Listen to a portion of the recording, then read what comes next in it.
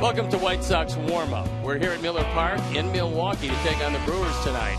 Yesterday, U.S. Cellular Field, it was the culmination of a 4-2 homestand.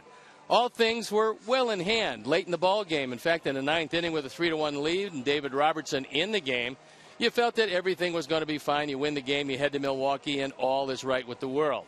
Well, it didn't work out that way, as David Robertson had some problems.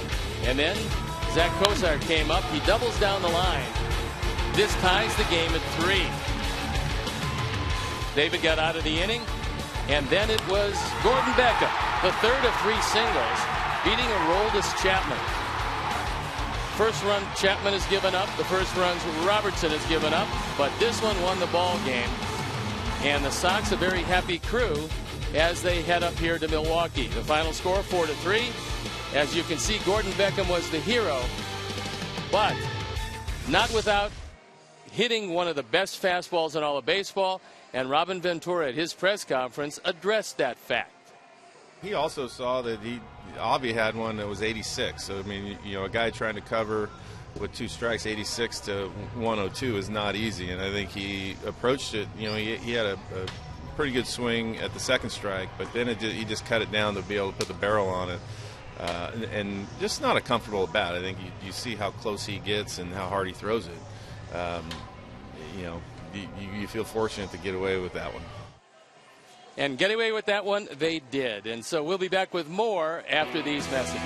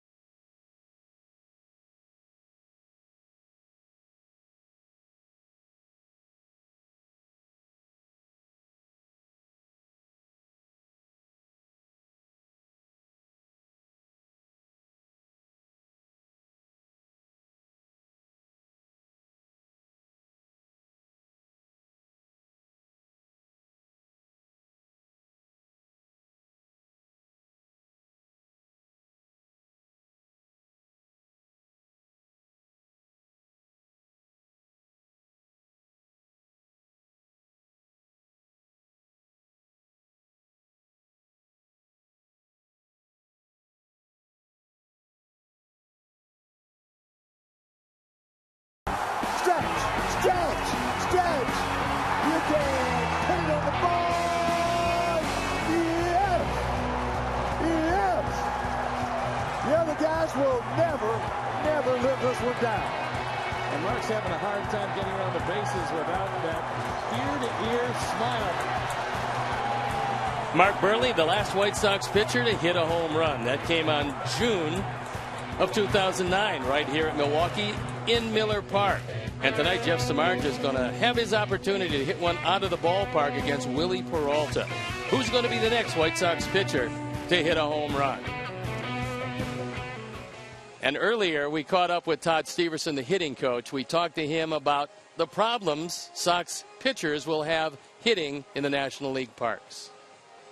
Make them bunt first. Obviously that's probably in the National League games. That's one of their main priorities, especially if we have runners on base. Get a guy to the next base, even when it's 1 out or something. Put somebody in scoring position, but just be smart about it. Obviously, try to help yourself, help the team when you go up there, and recognize if you get a strike to hit, take a shot at it. Yeah, we'll schedule it up. Have some guys in the cage. Few days before it all starts, and then we'll interject them into some batting practice, some live batting practice during the game, and even that day that they're pitching, they'll get some swings in just to get another look at the backgrounds and so on and so forth. You don't want one of your starting pitchers to go down just trying to hit a homer when he had no shot on a slider. Their core is not trained quite as much as probably the National League pitchers or hitters right now to withstand that much torque consistently. So, but I tell you, when there's nobody on base, they get going. They get back to the high school days, little league days, or whatever it might be. Yeah, they can't wait. They got the helmets, they got the bats, they got some pine tar, batting gloves. they get pretty hyped about it.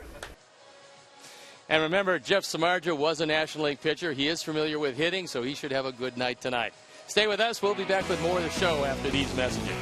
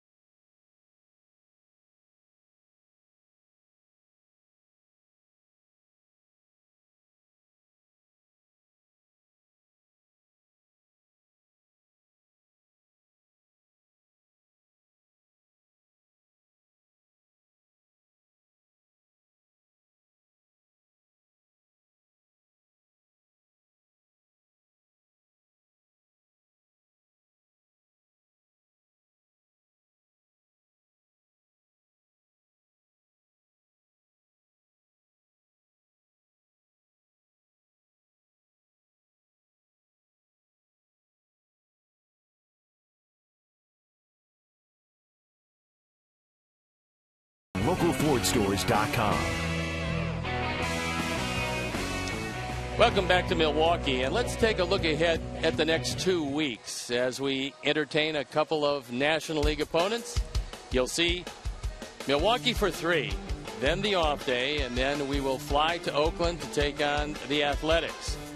Then no off day coming home, 4 against Cleveland, 3 against the Minnesota Twins, the suddenly red-hot Minnesota Twins. And so the Sox, if they're going to get it done, have to start on the road. Then they come home for a 7-game homestand. And hopefully they can all be as dramatic as the game yesterday against Cincinnati.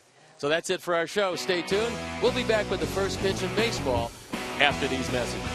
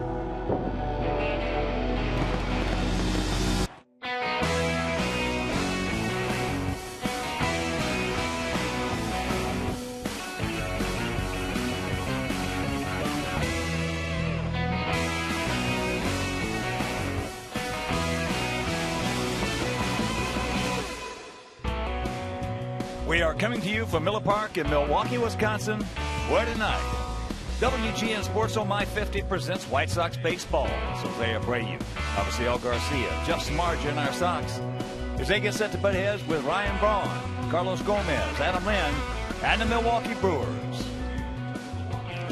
Hi, everybody, and welcome. With Steve Stone, I'm Ken Harrell. Since we get set to bring you the first of this 3-game set and the first of the 6-game road trip. We'll have 3 here, off day on Thursday, and then finish it off with 3 in the Coliseum in Oakland. But it's not coming off a really nice homestand. We had 3 with the Tigers, where we won 2 out of 3. We had 3 with Cincinnati, where we won 2 out of 3.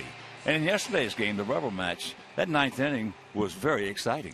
It was surprising, and it was terribly exciting. Almost too much excitement, because you come in the 9th inning winning 3-1, and all of a sudden, your closer, who hasn't given up a run all year, decides he's going to give up a pair. That tied the game at 3.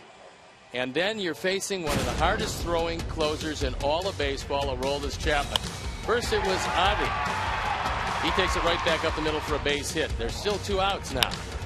Alexei gets a line drive to center field, and the winning run is at second base for Gordon Beckham. He shortens his swing, hits a little looper into right center, and Aroldis Chapman gives up his first run of the year. They tack on the first loss of the year to Chapman. And it's a 4-2 homestand with Gordon Beckham, one of the heroes, but everybody very excited heading up north. And tonight in game 1 of this set against the Brewers, Jeff Samardzija's had trouble with them. He's really struggled against them, but he didn't struggle last time out against Detroit. Jeff had everything going for him, and he went 7 innings. His cutter was working exceptionally well. He had the velocity back. He had the life on his fastball. He threw it by many of the right-handers, and he was able to throw the occasional splitter and make that work also. So although he took a line drive off his pitching arm, he came away unscathed. It was a brilliant performance. The 2 earned runs, the 1 walk, to 7 strikeouts. But look at those numbers against the Brewers. 2-6 with a 4.55 ERA. But unfortunately, 0-3 in this ballpark with an ERA up over 6. It's a different Brewer team. It's certainly a different team behind Jeff Samardzija. A lot of momentum going on. Let's see if Jeff can carry it over tonight. All right, sit back, relax, and strap it down. White Sox baseball coming your way.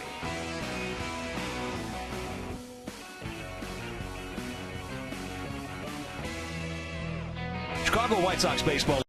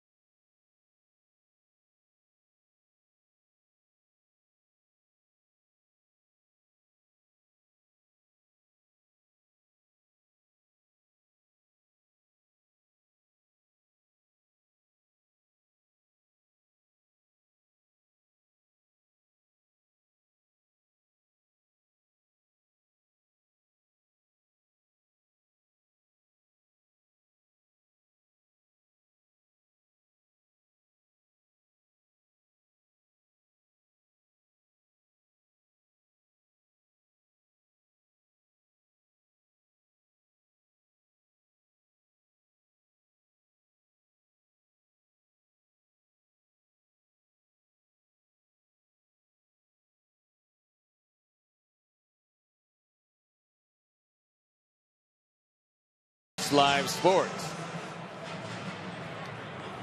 The roof is closed here tonight. There's only been one game with the roof open here in Milwaukee, as Robin seen his ball club with a 4-2 homestand, winning in dramatic fashion yesterday. A very happy man to this point. He would like to see the team pick it up on the road, however. They're just 2-11 away from U.S. Cellular Field. And the brand new skipper of the Milwaukee Brewers is Craig Counsell. He's been a manager for a week. He had an extensive conversation with him before the game this evening, and we'll get to it as this game rolls along. The Brewers take the field, and let's take a look at how Robin is going to line up our Sox for the game tonight. It's Adam Eaton leading it off with Melky Cabrera in the 2 spot. Jose Abreu hitting third. Avi is cleaning up. Connor Gillespie, Alexei Ramirez, who's been red hot with Giovanni Soto, Micah Johnson, and of course Jeff Samardzija swinging the bat and hitting 9th. The defense and how they'll line up behind Willie Peralta, left to right, Gerardo Parra, Carlos Gomez, and Ryan Braun in the outfield with Elian Herrera, Hector Gomez, Scooter Gennett, Adam Lind, and Martin Maldonado behind the plate.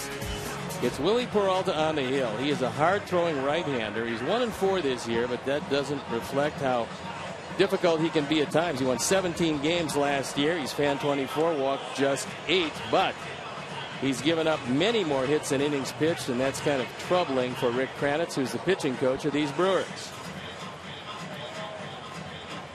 The umpires for the game tonight: Brian O'Nora behind the plate, Clint Fagan is at first, Mark Ripperger is at second, and Jeff Kellogg is at third. So if Milwaukee's going to do much of anything, Peralta has got to get it going. He's going to throw a fastball that's upwards of 97, 98 miles an hour. He doesn't seem to tire as the game moves along. He does have an excellent slider, although this year he hasn't been able to harness it all that well. You see the lifetime record at 31-31. He hasn't played with particularly good Brewers teams, but last year just an outstanding year for him. I mean, when you win 17 with a team that didn't have a particularly good year, you're getting it done. And so as Adam Eaton walks up, we're ready to play baseball, and I'm ready to turn it over to my play-by-play partner, Ken Harrelson. All right, Steve, thank you. And once again, good evening, everyone, and welcome to White Sox baseball right here with WGN Sports, I-50. First of this 3-game set. Adam Eaton hitting at 196, getting ready for the first pitch from the 26-year-old, just turned 26-year-old, 6'1", 245-pound right-hander. And here it comes. Taken for a strike. And before we show you our picks to click, you at home select yours.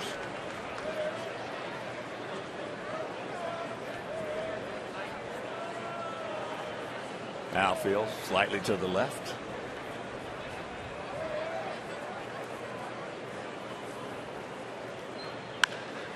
There's a chopper up the middle. High throw takes him off the bat. That'll be an error. Oh, Hector Gomez. That's his first error of the season. Gene Segura, the normal shortstop, is getting the night off. He's spectacular with the glove.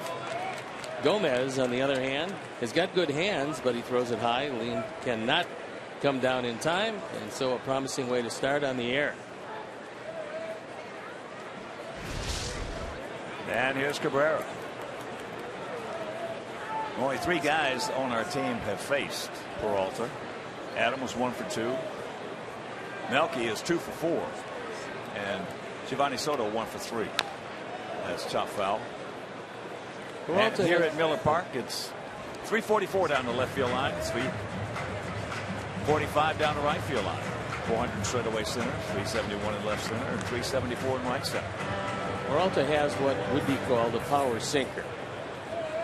It's hard to throw 96, 97 and make the ball sink. He's able to do that, so he will get his share of ground balls.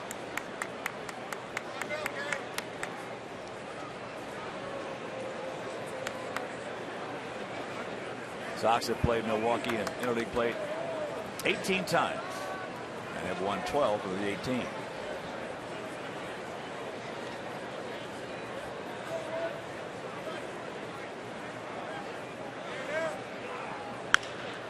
There's a chopper. So he's saying he missed him. And now the umpire at second base, Rippinger, saying you're out of the baseline. And here comes Robin. That's all. I don't know. It just did not appear that he was out of that baseline. Now he can't run over the fielder. So when he avoids him, there's no way in the world that he went out of the baseline to avoid the tag. No. Now, no. I think what an umpire can say, if in fact he realizes that he missed the tag but called him out anyway, was then you cover him by saying you run out of the baseline. I think Robin's a little surprising. I think Adam Eaton is very surprised. He does move away from the tag. There's nothing to say you have to run into it, and it appears that he missed him. He's still telling Rippinger he did not run out of the baseline. But he just blew the call. That's that simple. He blew the call.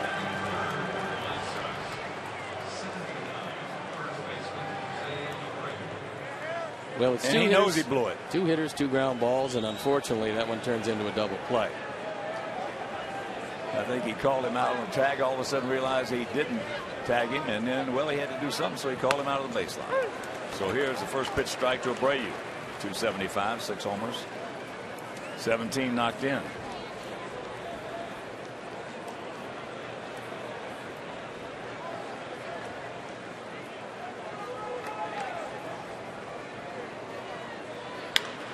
And that's tough foul. The entire left side of the infield is not the usual left side. Aramis Ramirez is their normal third baseman. He's had some back issues, and he's going to miss his 3rd game in a row. And Gene Segura, who is a masterful defender, is their everyday shortstop. He's just getting the night off, and he will be playing in tomorrow's game.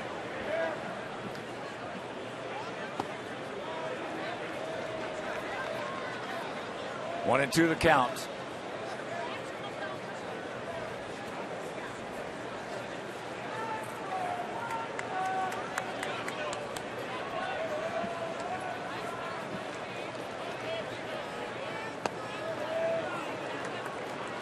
And the count evens at 2.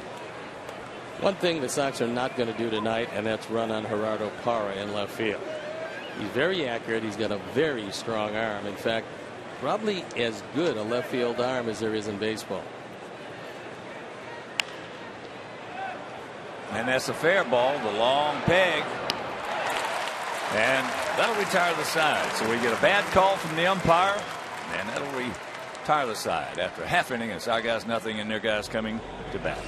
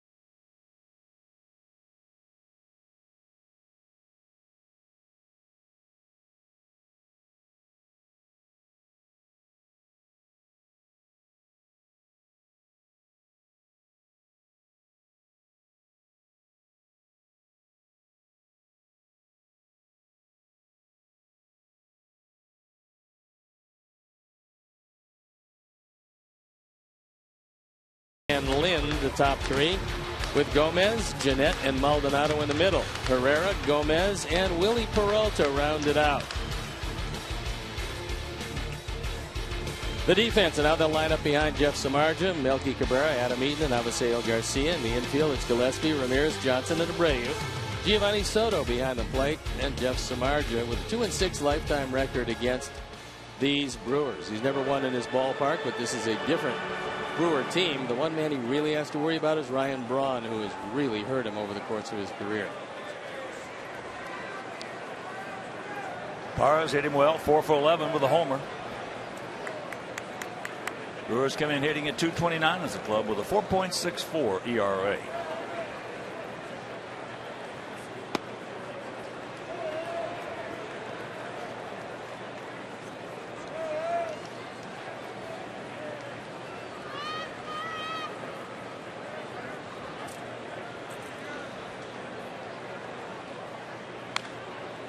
And that's tough, foul.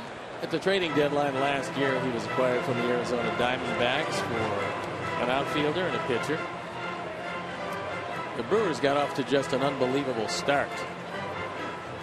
And a lot of folks felt that last year would be the year that they would not only contend but win the division. Didn't work out that way. Ron Renicky was taken down as the manager, replaced by the man you're looking at, Craig Counsell. I asked Greg if he had ever managed any place ever. His response was no. He was an assistant to Doug Melvin, who's the general manager, so he knew a whole lot about the players on the team and a lot of players around baseball. And he was a very smart player as a middle infielder in the big leagues for quite some time. And that's slicing foul.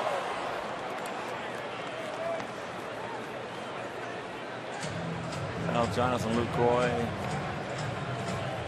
Thomas Ramirez. He's missed the last 3 games with low back soreness.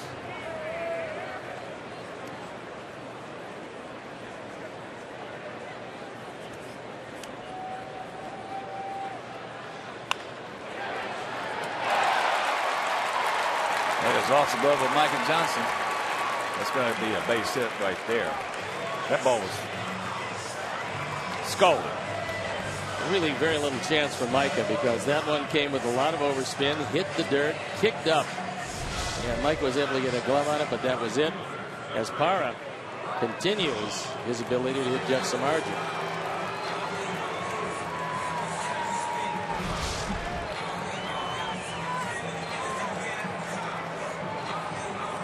So here's Ryan Braun.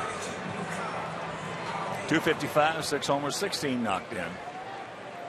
That batting average of 255 is very unusual for Braun, who at his best is a devastating hitter. Outfield slightly to the right. He's 9 for 18 with 3 homers, 7 RBIs against Samardzija. One of the things that keeps on bothering him, although they did a procedure on it, was he got what started out as a bone bruise right at the base of his left thumb. Turned into a nerve problem that plagued him a good portion of last year. Yeah, the runner goes.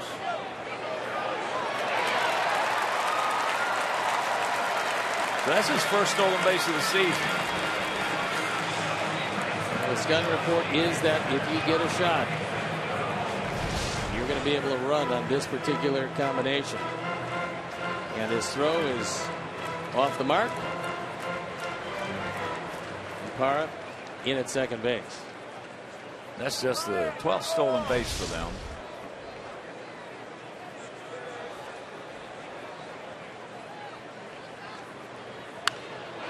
Braun trying to take it to the right side. What happened with Braun is they did a procedure where they actually burned the nerve. And now there is no feeling as far as pain is concerned. Last year, because of the nerve problem, he really couldn't pull the ball, and he was hitting everything to right and right center, which decreased the power. He used to be able to drive it that way. Now he's starting to come back. That's going to be an error. This game is not starting off well. The blown call by the umpire. Now men on first and third with nobody out. And unfortunately, looks like Alexei took a very easy play for granted. You can never do that in this game. And he just missed it. It's error number 5. And runners at the corners, nobody out. And Jeff Samardzija, who has never won a ball game in this park, in a jam early. Adam Lynn hitting at .318, 6 homers and 17 knocked in.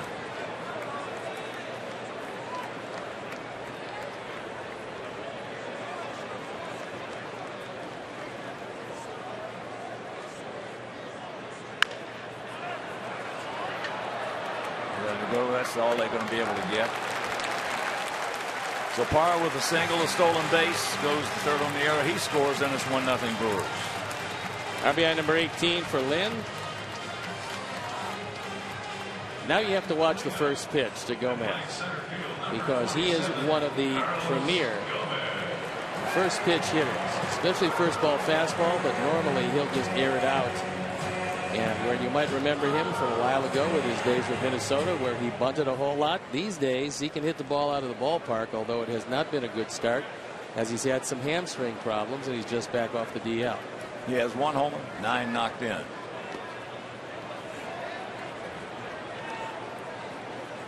He has faced the margin 9 times, has 2 hits, both of which left the ballpark.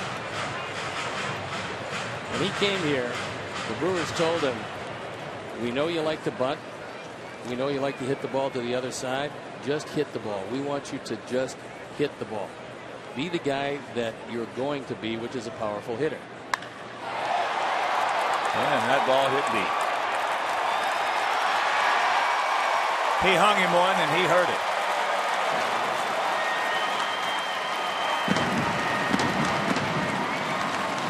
Second home run. RBIs number 10 and 11. An ominous start to this one.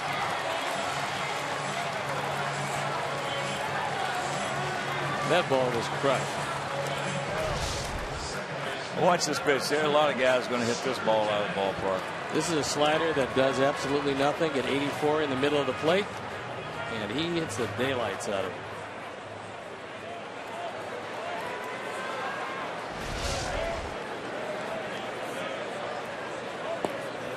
Scooter takes strike 1. Last year hit .289, 9 homers, and knocked in 54 for the Brewers.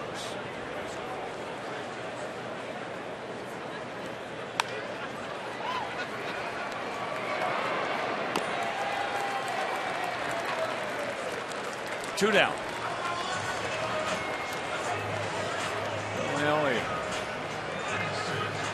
good thing about this is coming in the first inning.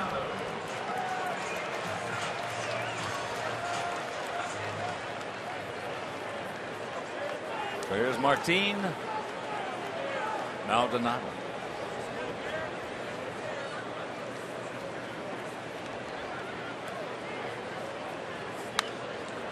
And that's out of play right side.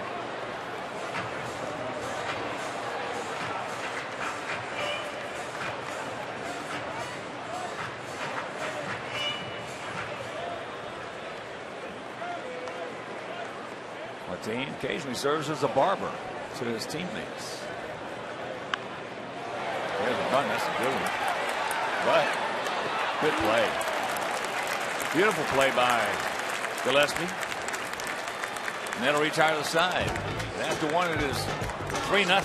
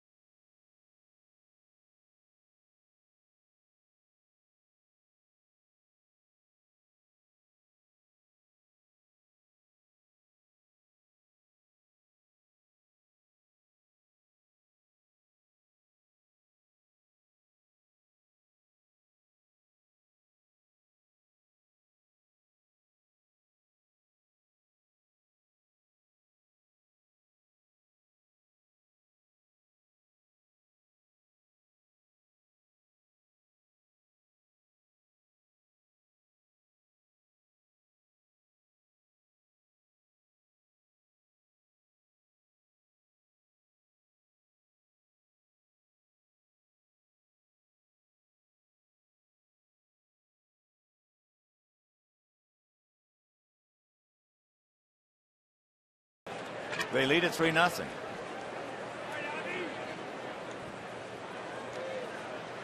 So it'll be Garcia, Gillespie, and Alexi. Be hitting at 327, a couple of homers. He's driven in 10. Somewhat surprisingly, Peralta has yielded a .340 batting average on fastballs, and the fastball is a good pitch for him. His hard slider is his best pitch, however. Takes a strike at 95.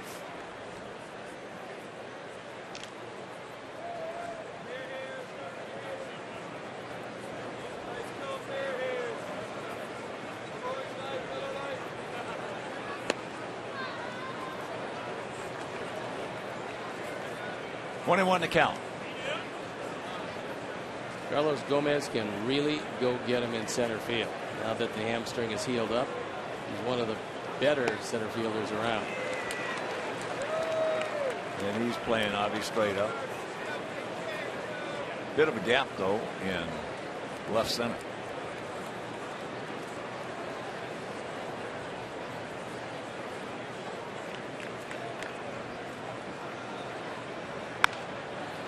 Softly hit, hits the mound, Karam's over. Towards short, and here comes Robin right out of the dugout.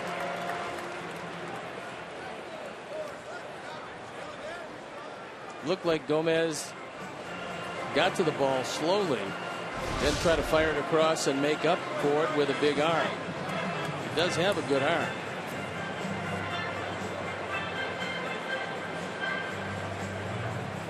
Looks like they got him. Call by Clint Fagan is that they did get him, and Robin is going to sit back down and accept the 6-3. Well, if the ball doesn't hit the mound and bounce over towards him, he's not going to get him because that makes him take another step.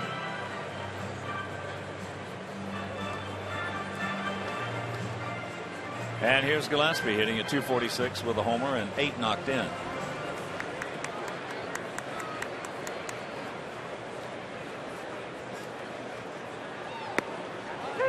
His roof was open the entire time of batting practice. It was a very nice looking day. However, there are storms in the area, and so just like every other time but one, they've closed the roof for this one.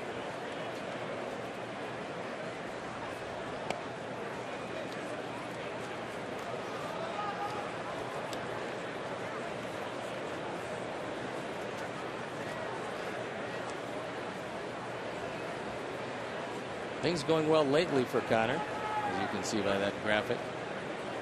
He is a very good fastball hitter. That one at 95 foul back. We're also on top 1-2.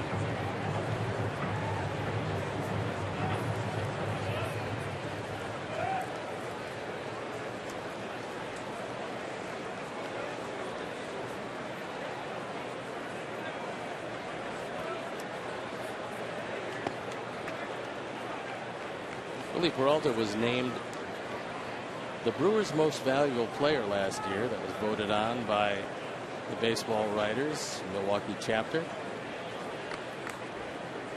They won 19 of his starts. Pretty good number. And that's foul back to our left.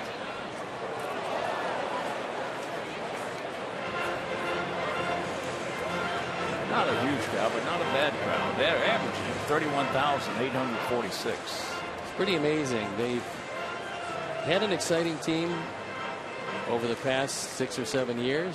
Fans have started to turn out. They've been turning out for quite some time here. And this used to be great baseball city. Fell on some hard times, but as the team improved, fans came back. That's a pretty good average this year.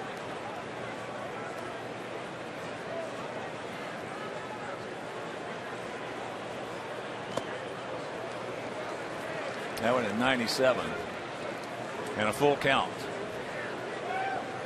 Well, when you're playing the way pitching is today, and the more you see 95, 96, 97, 98 mile-an-hour fastballs, according to who's throwing them with the movement, should be getting a little easier to hit rather than just occasionally seeing a 96, 97. mile-an-hour fastball. And normally, if it's straight, most of the hitters not going to have that much problems with it. That one had a little sink to it. 2 down. This is out of the strike zone. It's 97, and it does have a little sink. So his first strikeout of the night.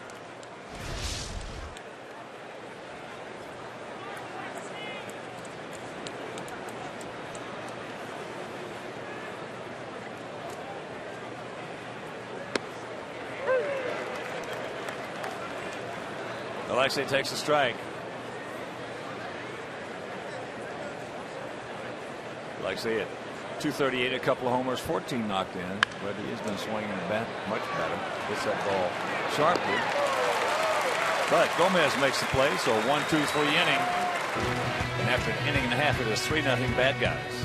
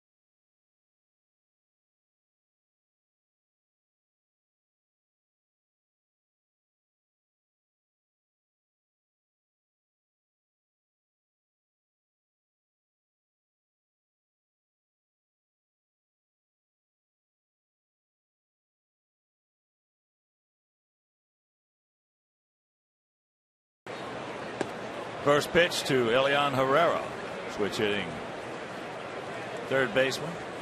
Comes in at 200, a couple of homers. He's driven in 7.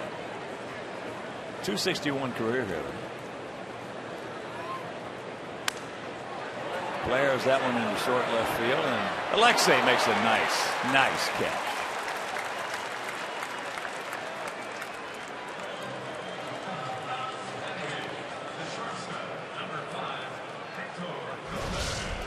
This one not hit hard. He gets inside on Herrera, and Alexei able to run it down.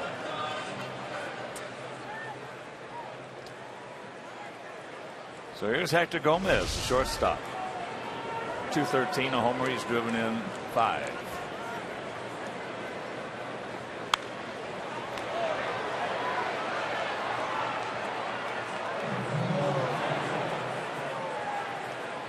Milwaukee. I love Milwaukee. Great town to come to.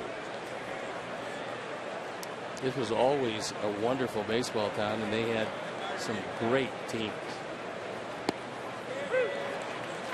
There's a strike, and count 0-2. The old Pfister Hotel always stands as a classic. They've done a good job with bringing it back up to today's standards. Terrific hotel.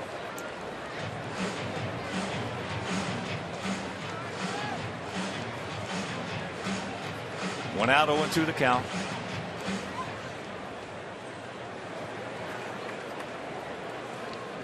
And of course, one of my all-time favorite people, Bob Uecker.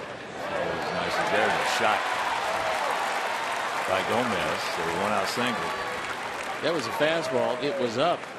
And Gomez, who doesn't get a chance to play all that much, able to take advantage of it. Now you'd have to figure that Peralta would be laying it down. There's Uecker. There's a terrific person. Loves to fish, loves to golf, loves to call baseball games. He's done a lot of each and every one of them. It's his 45th year in the booth for Milwaukee. And in fact, it would have been and could have been a whole lot longer because he got locked in the booth. The other day. The door shut. They couldn't get him out. Peralta, not a good effort. So after 3 innings or so of trying to extricate him from his own broadcast booth, they realized that they couldn't do it from the outside. So they had to have one of the workers put a ladder up, climb up the facing, climb into the booth. Then they just remove the door. Now you can get out. I'm very happy about that.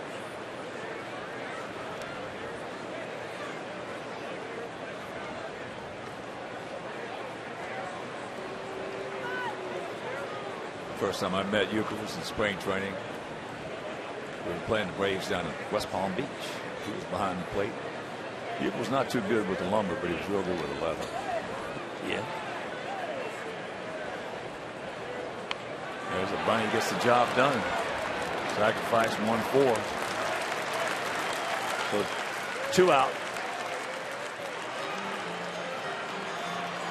So I come to the plate, and I just had a big year in the Eastern League. And Warren Spahn was on the bump. He was pitching. Well, you picked a pretty good one. So I step in the box, and Duke says, "You the Hawk, huh?" I said, "Yeah." He said, "You had a big year. Eastern League, huh?" I said, "Yeah." He said, "You know, this guy you're facing is a Hall of Famer."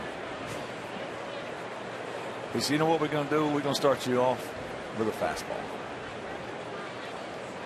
Spahn winds up, throws me about an 82-mile-an-hour pitch. I couldn't believe I backed out of the box. As power goes through that one, he says, "Well, we're going to give you one more." Here comes one, maybe 82, 83. Now the count's 0-2 because I couldn't swing. I was looking for, something. You didn't think he'd tell you the truth. And then he says, "All right, since you're a rookie, we're going to give you last chance." Another fastball. All of a sudden, here comes this little slider. Grabs the bench, Hawk. Never swung the bat. That ball hit into right center field, and that's going to score the run. Kapara continues. He is 6 for 13 against Smarjan. It's 4-0. 11th run batted in.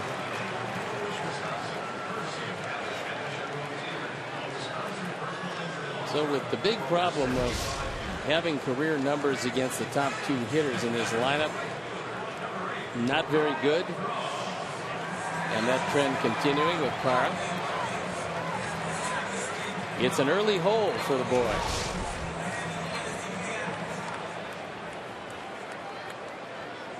Here's Braun.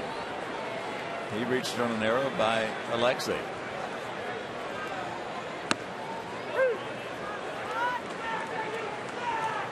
Takes first pitch strike. This Brewer team is 11-21 coming into action tonight, and last year, after 32 games, they were 21-11. And this gets through, so it's going to be a 5-0. And Braun continues to hit 500. He is 10 for 20 against Jeff. He drives in run number 17.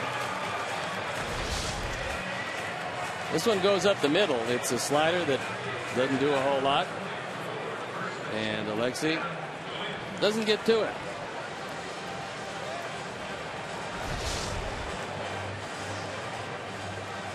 So here's Adam Lynn, hit into a 4-6 fielder's choice, but he did pick up an RBI because Power was on third after stealing the base in the error by Alexa. So Adam now with 18 RBIs out of Muncie, Indiana.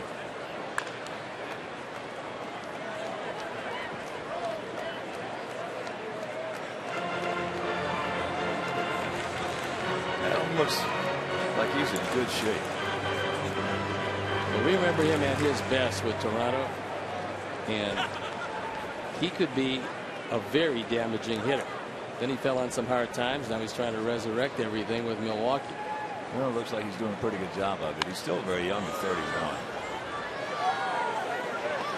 But he never reached the potential that I thought he had. He had a chance to be really something special. And he had power to all fields and did a really good job of it. Wearing that Blue Jay uniform, he had 305 in 2009. With 35 home runs and drove in 114 runs. You're not going to have too many years a whole lot better than that. Then, for whatever reason, in 10, he dropped to 237. He brought it back up in 2013 and 14 to 288 and 321.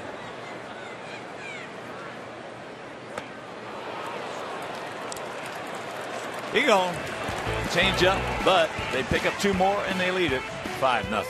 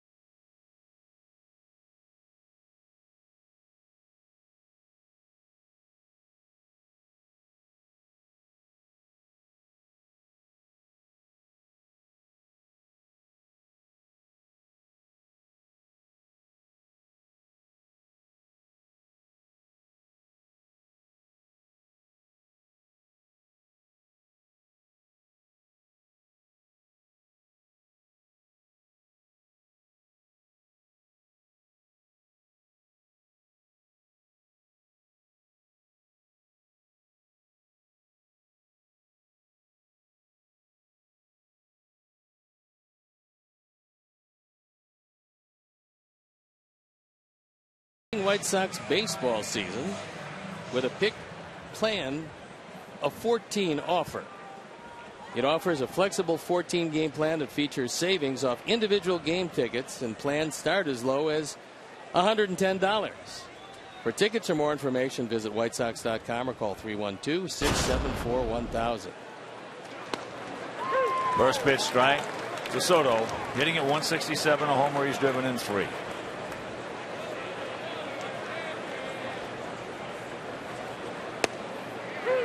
And the count of 1-2. That one at 95.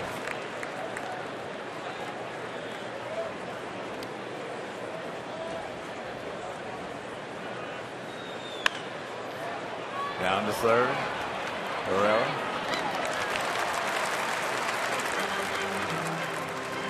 So with one out, let's check out our picks to click. Jumanjo, our director and the crew, well, they went with Micah. Steve's going with Gillespie. And our construction and maintenance staff: Glenn Blackwell, Steve Knight, Phil Manelli, Mike Ruff, Bob Siebert, Dal Smith, Mike Tatro. We're going to go with Samardzija, who's having so far very uncomfortable 2 innings.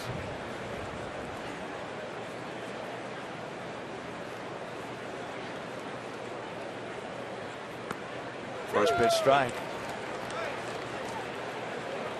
That's the first slider that we've seen Peralta use and get over the plate. He's been using that sinker to perfection. Thrown 6 ground balls already, and we're only 1 out. And we don't have a hit into the 3rd inning. And he's retired 5 in a row, 6 in a row.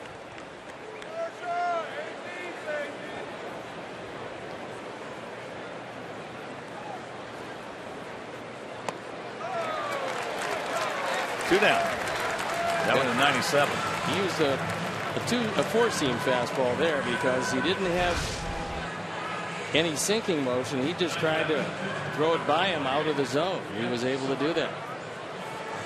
Well, pitchers in today's game are doing that more than they did in yesteryear. Using a 4-seamer out of the zone and up. And 2-seamers. Most of the time, guys who were 2-seam pitchers in years past, back in the 50s, 60s, 70s, they stayed with the 2-seamer. Now they have 2-seamers, 4-seamers, cutters. They have like 4 different types of fastballs. I would say they're trying to make that fastball into as many variations as they can, so they don't have to use some pitches that are a little weaker. Yeah, well, you very seldom ever saw a 4-seam pitcher back in the 60s and 70s and 80s use a 2-seamer. No, that was the minority. They wanted backspin for speed instead of some side spin for movement.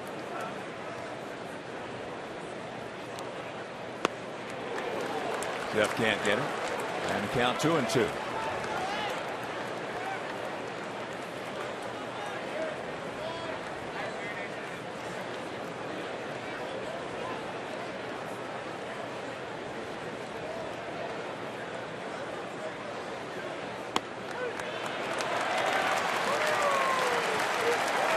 Got him. That is 8 in a row retired by Peralta.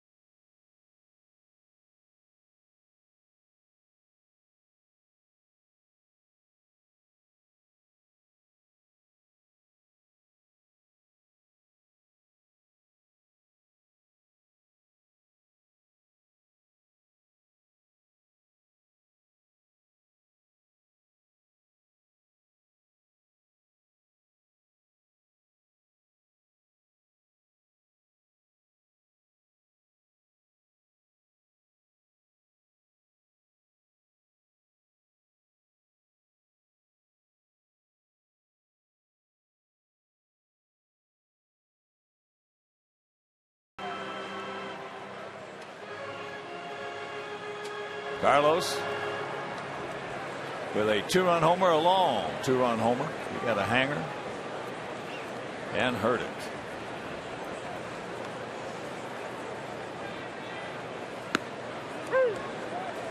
First pitch strike. His home run is the 4th drive of the game. It went 425 feet. Just a spinning slider over the middle of the plate, and he got every bit of it.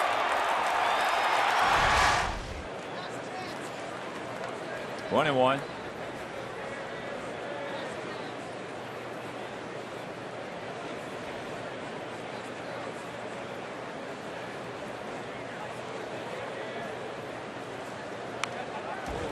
Big rip. As soon as the Brewers get together and Jonathan Lucroy comes back in this lineup. He hit 301 last year, drove in only 69, but he's the team leader. And Craig Counsell told me that he's probably halfway through the 6-week injury that he had. Yes, he did. He gone.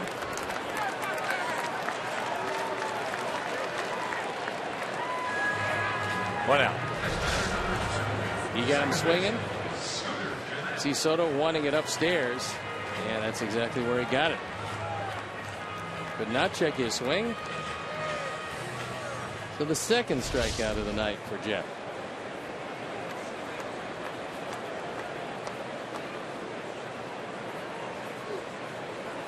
Here's Scooter. Down in front.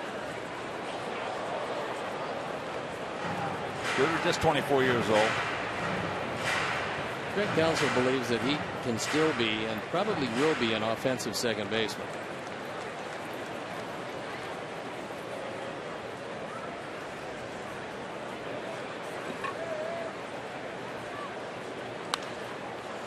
Tops him up left side. You know how you have guys, we've talked about this before, when you see them play, overall their career numbers are not that good, but every time you happen to see them play, whether it be on TV or in person, they're always getting 2 or 3 hits. Craig Counsell was that kind of guy for me. Every time I saw this guy on television, it looked like he was going to get 3 or 4 hits every game. And each and every time he had a more unusual batting stance with his hands held high and a number of other things, but he always understood how to play the game. I'll tell you what, he was a good situation to hit. What he told me was, when I asked him, did you ever dream that you would be managing? He said, you know, if you got a good feel for the game when you play, a lot of people will tell you at that point, as a player still, that, you know, one day you would make a good manager. So he said his belief was that every guy who was managing in the major leagues at one point probably believed or hoped that that would be the case. He said he didn't know when it would come around or if it would come around, but when it did come around, it wasn't all that difficult a choice because his family lives right here in Milwaukee.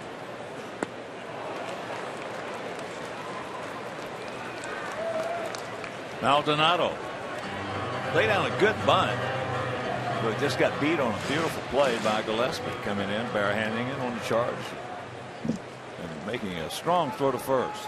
He had a home run yesterday to tie up the game at 1 against the Cubs, and then had the game-winning single. It was actually a fly ball to left field, hit deep enough so that the winning run was going to score. He had his mother in the stands. It was a very happy Mother's Day for the Maldonado family. And he's the backup catcher for Jonathan Lucroy. He, however, is getting a whole lot of play these days, and he is a good defender. He gone. 1, 2, 3 inning, couple strikeouts. We go to the 4th, trailing 5-0.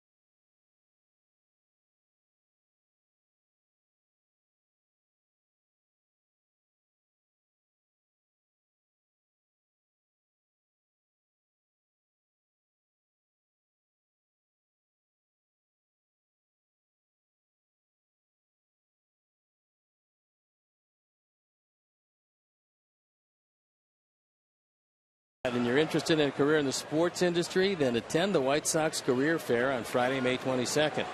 Network with representatives from top sports organizations and stay to watch the game. Admission includes the fair and a game ticket. To purchase, visit whitesox.com/job.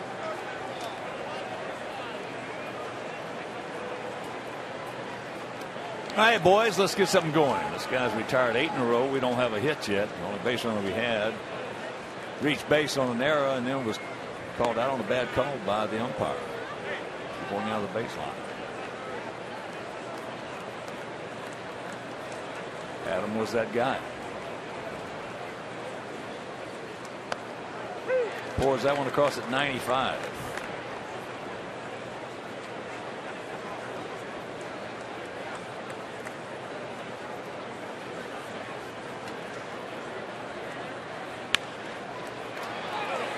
Nice play.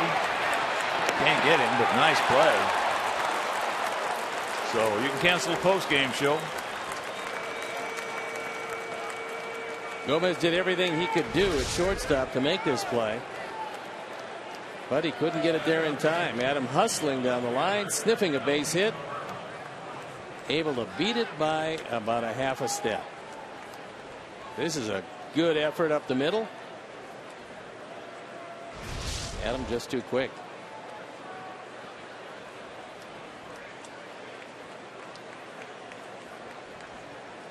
There's Melky.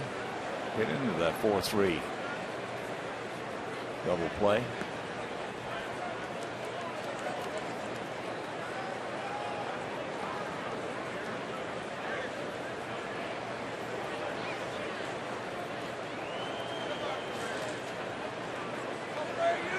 Come on, Melky, 1st and 30. Let's get something going here. Let's start pecking away.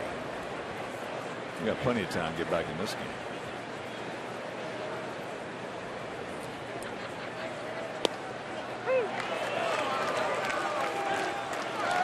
Not if he's going to get in pitches like that.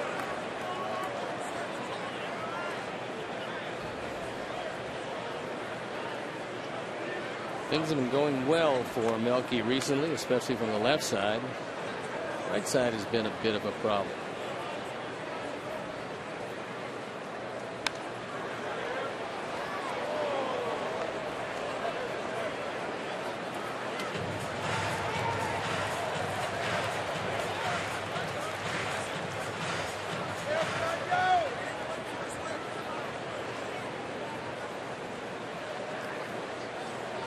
Crawford just turned 26. Samana, the Dominican.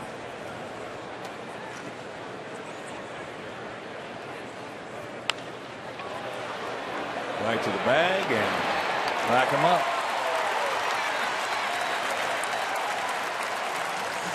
2 down.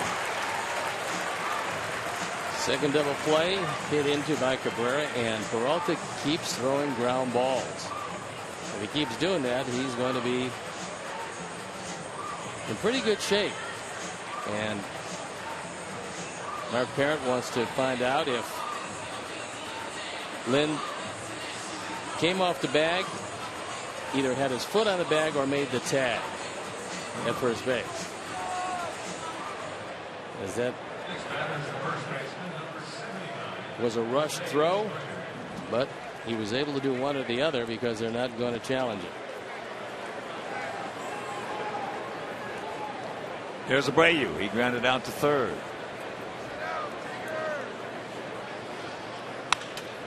Off the end of the bat up the middle. Can't get him. There'll be another infield single. Well, one thing about it, when you're facing a guy that's a hard thrower, which he is, who has a good sinker, which he does, who has a good four-seamer, which he does, you got to make a choice as a hitter. You either got to move up in the box, make him get the ball up if you can, try to hit that sinker, or you got to go to the back of the box and just hope that the umpire doesn't give him the low sinker and look for the four-seam fastball. Now, which one is your strength is the one you got to choose. Now, not too many are going to move to the back of the box and try to hit a four-seam 97-mile-an-hour fastball, let her high. No, there are some, but not many. Our guys have been very aggressive early in the count, and Peralta's turning them into ground ball after ground ball.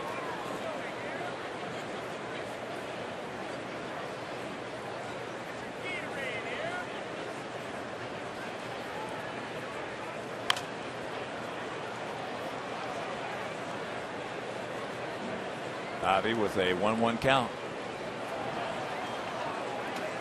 Yeah, this guy's got some good stuff. You can see how he could win 17 games last year. Yeah, he's their best.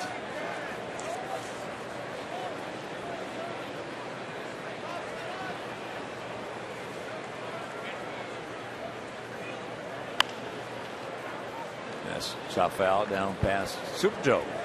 Joe McEwing. They do have Matt Garza, who a lot of people figure if, in fact, they do stay out of the race, he would be one of the guys most likely to move. They have Kyle Loesch, another one of those guys. If they stay out of the race, he would be very likely to move.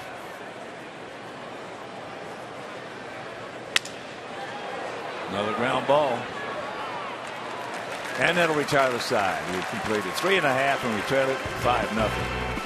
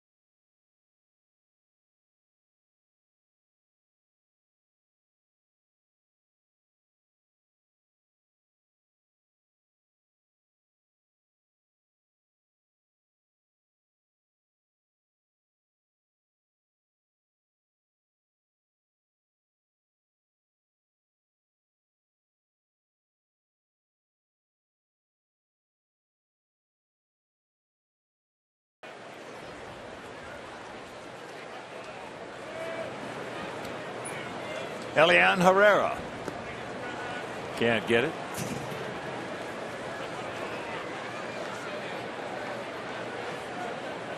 Herrera here, a little soft fly ball in the short left field. Alexia went back and made a nice catch on. 5-0 Brewers, first of a 3-game set. And first of a 6-game road trip. We'll have Thursday off. Fly out Thursday night. San Francisco take on the Oakland A's Friday, Saturday, and Sunday. Before that, I mean after that, I should say, we'll return home. That's fair.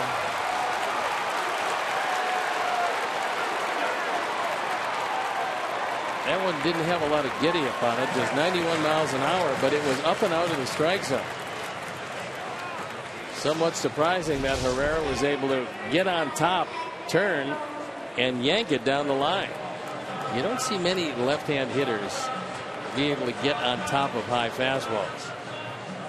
So that brings Giovanni Soto out to the mound to talk with Samardzija as Avi got it back in, but a leadoff double by Herrera. That's his third 2-bagger, and here's Gomez. Hector Gomez, the shortstop, who singled and scored his first trip.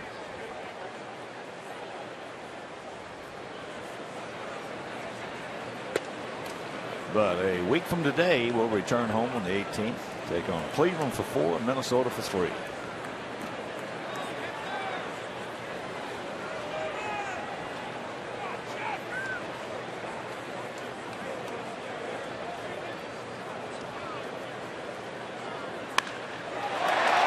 And that's up down. So that's going to be a 6-0 game on back-to-back doubles by Herrera and Gomez.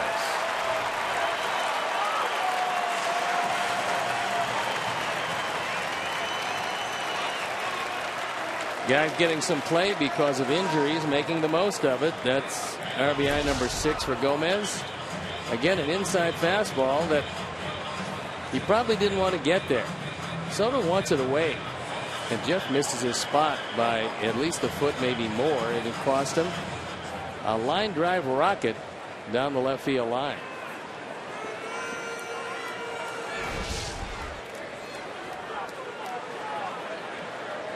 Here's Peralta at a sacrifice bunt, and he's going to do it again. Runner at second, could not read it, so he'll hold there, and that's one down. That is a real bad base running play by Gomez, because it was a pretty good bunt. He is shaking his head, realizing that he should be standing at third. It's a pretty good bunt. He doesn't bunt it too hard. He just never takes off.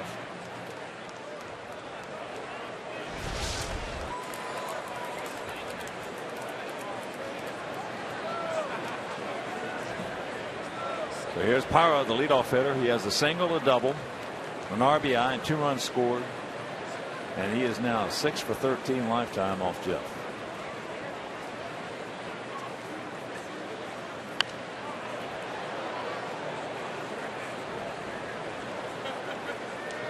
After 4 down in St. Pete, it's the Yankees leading Tampa Bay 4-1. Sabathia on the bump for New York.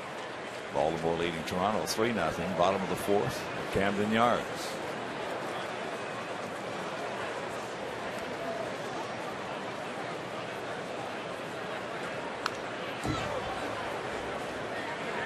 Top of the 5th in Philadelphia, 3-1 Pittsburgh.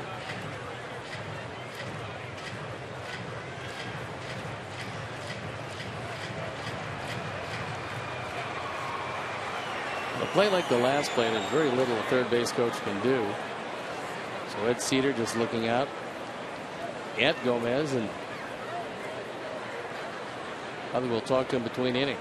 Well, for the runner, that is the toughest bunt that he can try to read, because it's right back at the pitcher. If it's just a little couple of feet either side, he can read it. But when it's right back at the pitcher, that is just sometimes a tough bunt to read.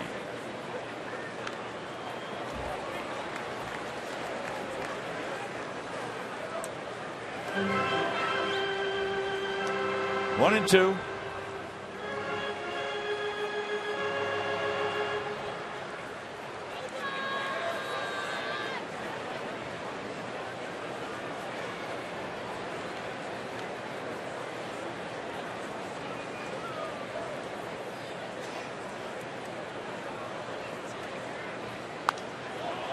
And that's a souvenir left side.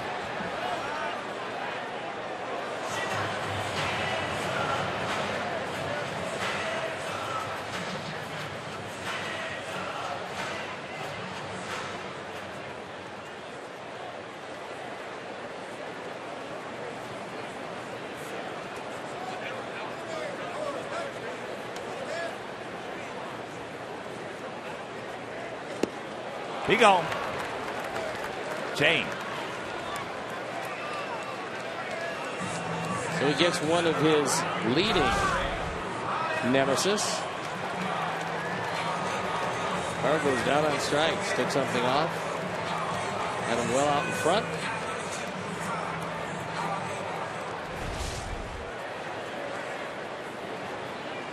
So here's Ryan Braun. He's 1 for 2 with an RBI, and he is 10 for 20 lifetime off Jeff.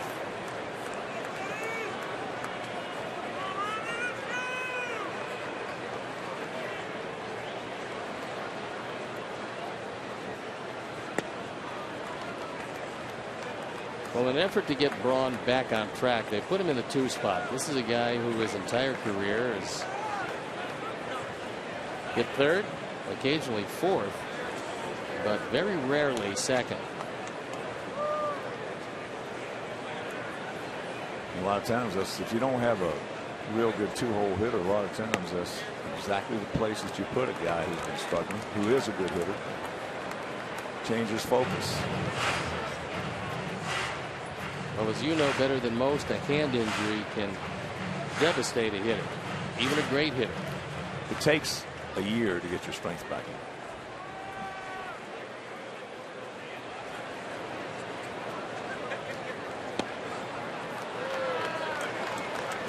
I broke mine 3 times, and every time it took almost a year to get where you feel comfortable with it.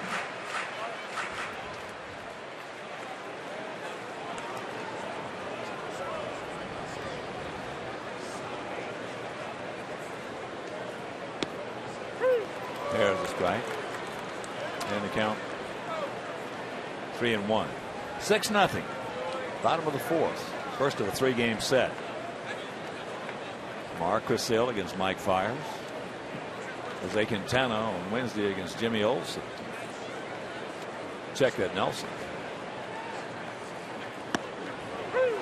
And that game, as tomorrow's, will be over Comcast Sportsnet. I got to believe that Braun was pretty surprised that he saw a fastball right down the middle. I think in his mind he was thinking that Jeff was going to pitch around him, probably throwing a slider low and out of the zone. Hope you're going to see a 3-0 slider for a strike as he walks up. Pretty close pitch. That was the 3-2 slider, but he didn't get the benefit of the call. Sox fans, join us on Saturday, May 23rd at 3:10 as your White Sox take on the Minnesota Twins. Arrive early as we retire Paul Konerko's number 14 in a pregame ceremony. First 20,000 fans will receive a Paul Konerko replica statue presented by Xfinity. Xfinity, your home for the most live sports. Purchase tickets today by visiting WhiteSox.com or calling 866-SOX-GAME.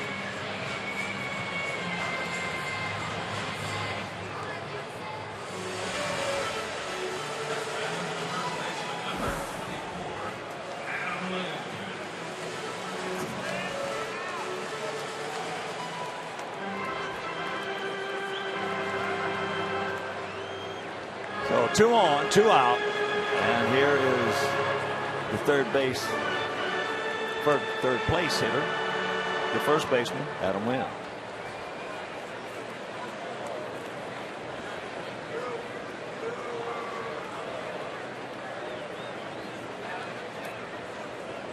Adam 0 for 2 with an RBI and a run scored.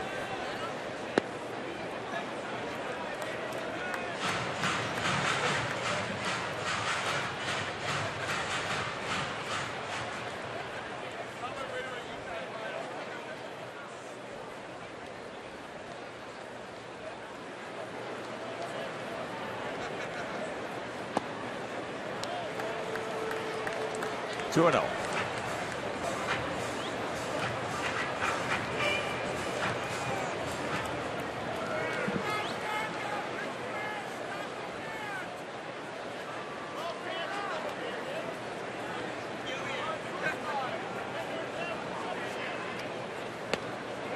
Helps him out.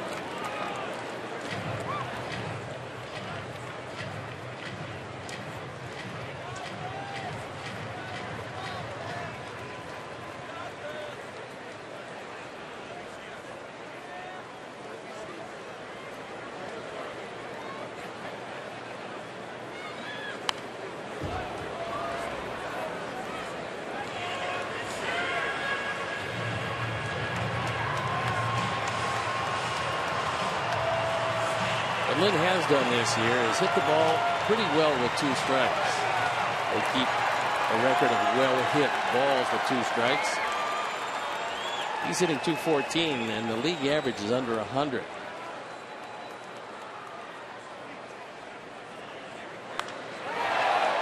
A little quick on that change. Count hangs at 2-2. Fortunately, he got out too quickly.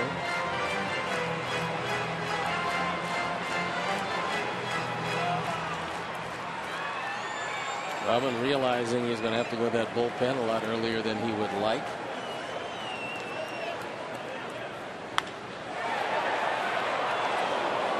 Another shot and foul.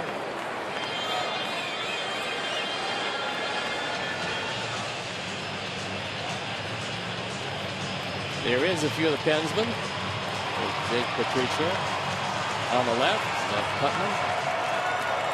Zach Duke. And Scott Carroll in your picture.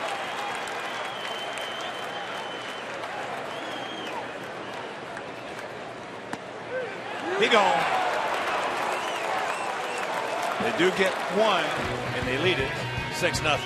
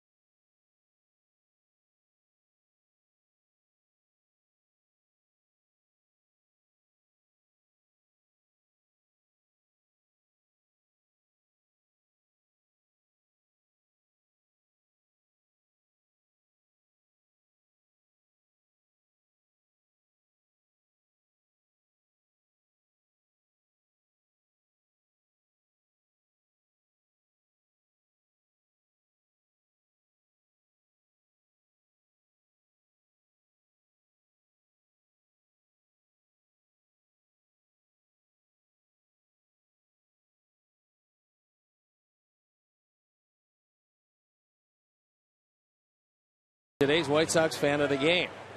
White Sox fan photo of the game is brought to you by Beggar's Pizza, now with 22 locations. Visit beggarspizza.com. Beggar's Pizza, they lay it on thick.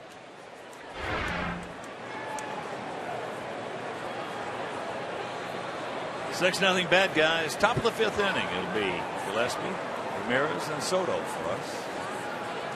Please. Hard throwing Peralta. No Peralta. Takes that one to 94 upstairs.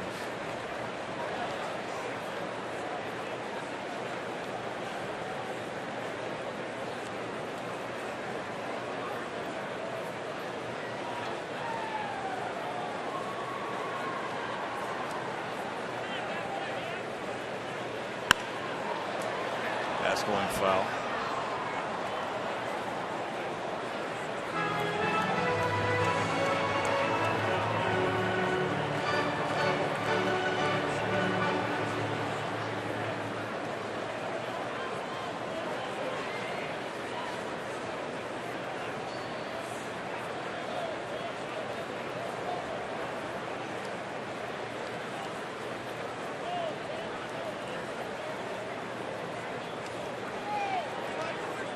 Too much time.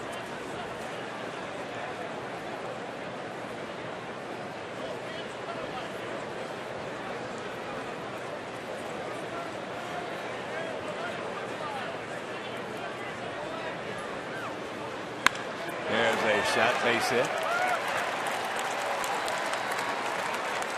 Took that 95-mile-an-hour fastball, whips it into center field. So that's our third hit.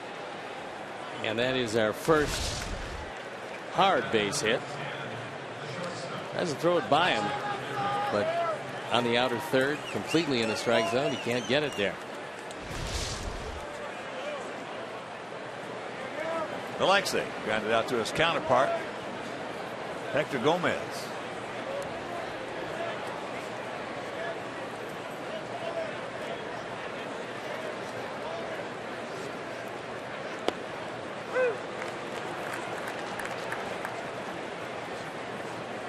Said he's going to give him that one.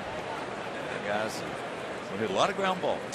Now, the last thing you really want to see as a hitter against a sinker ball pitcher is an umpire who's going to give you the low strike. You just as soon him give you the high strike, because a pitch going down and knowing it's going to be called a strike turns into just ground ball after ground ball.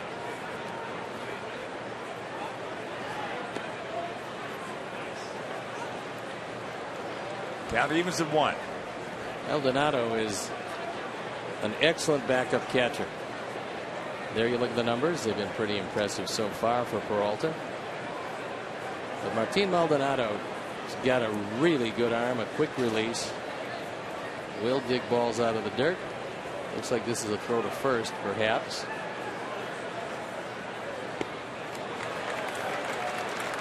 A good sinking 94 miles an hour.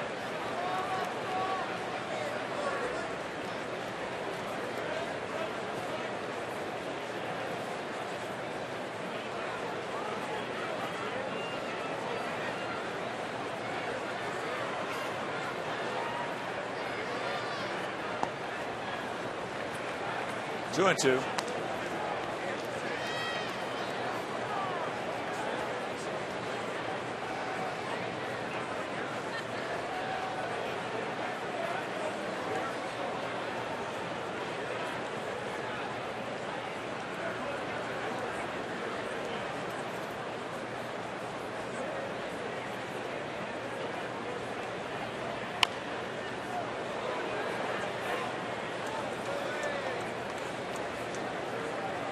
Hector Newesi loosening in the pen.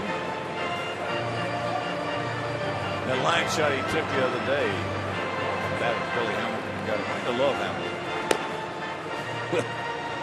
I was walking with Don Cooper when he asked him, "How you doing?" It was the day after. He said, "Sore." No kidding. No damage. No. I asked him after the game. I said, "How is he?" He started smiling. He said, "He's okay." Rocket. And that Yankee 5-1 lead over Tampa Bay down in St. Pete. Alex Rodriguez is hitting number 8.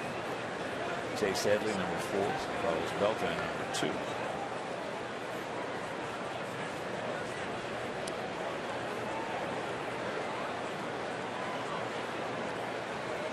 Sabathia against Colomé.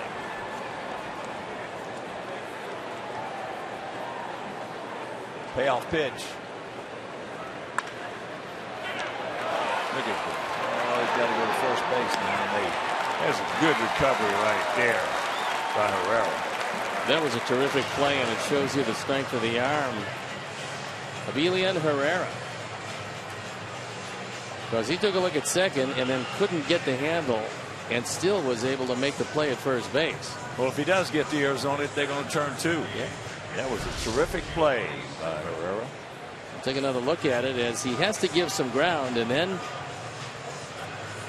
about the third different look, he pours it across and still gets Ramirez at first.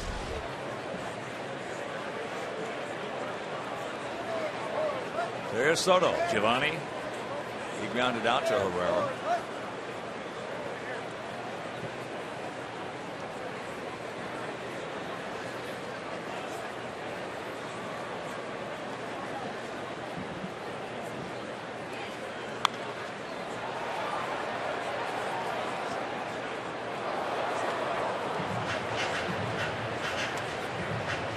Two right side.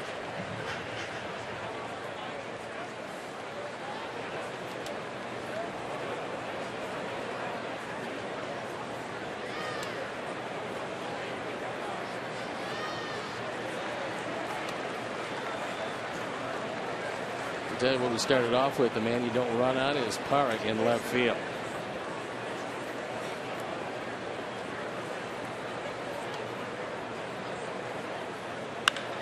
Ball hit hard. Stretch. Get up.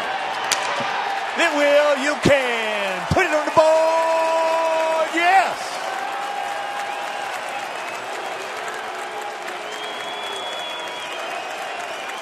Second home run of the year. 2 for Soto. And it's a 6-2 ball game.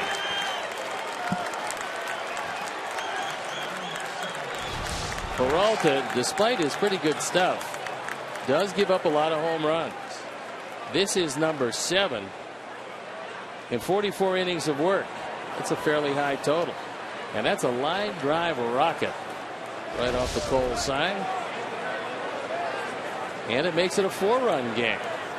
So Gio gets a fastball to his liking and rides it out. Michael with a high chopper. And they don't get him. And Micah beats it out.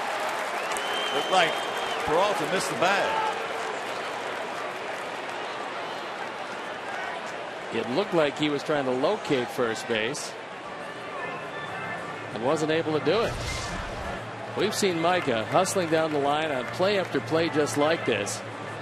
And Peralta not the quickest to the bag, so he's got to catch it, locate the bag, but he steps in front of it, then tries to get it with the side of his foot. And now they're probably taking another look at it in the dugout to see if the side of the foot got there before Micah stepped on the top of the bag. Cliff Fagan says no, but I think they're going to take a look at it. He missed it originally and then went back with the side of his foot, and we'll see what they say in New York.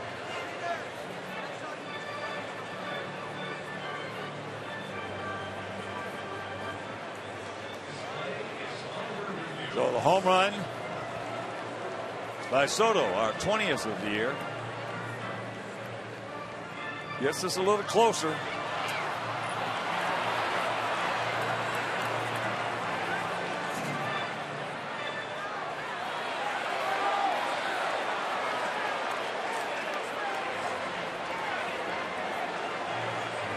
The key, of course, is definitive proof.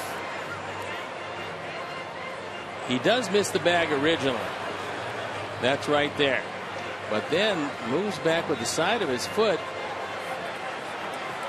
And in New York, we'll have to see if they feel in New York that he did get it before Micah got to the bag. I think they'll see if Micah's foot got to the bag before he got it. That's the whole key there. You can see Micah got a lot of that bag. If he had just got the front edge of it. It's no contest if he gets in front of the bag. Right. He lost a little bit of the step. Watch where he hits the bag. A lot of. So while we wait, Cubs leading the Mets 3-0. That's in the bottom of the second. Ryan and Rizzo have home in that game. Later on, Miami taking on the Dodgers in L.A., Boston at Oakland, Washington at Arizona. Texas leading Kansas City 3-0. Bottom of the second down in Arlington.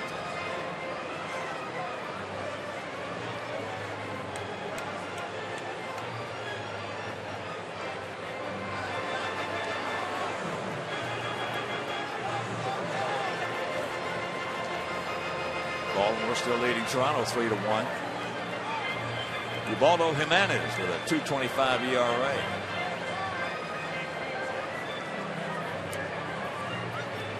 Chris Davis has homered his 8th.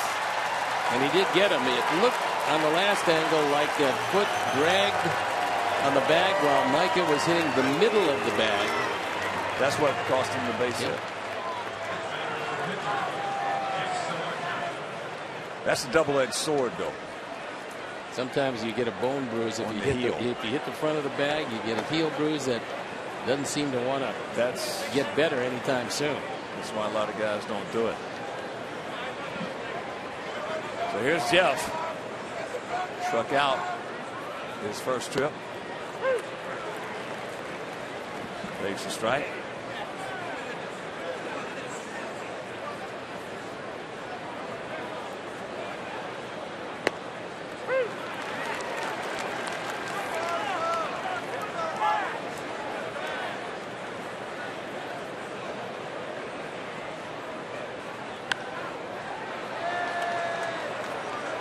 Souvenir right side.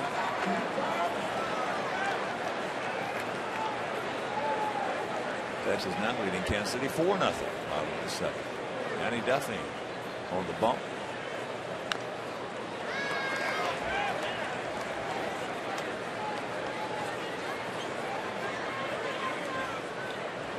Kansas City was able to take the finale of their series with Detroit. They lead them 4-3 in the season series.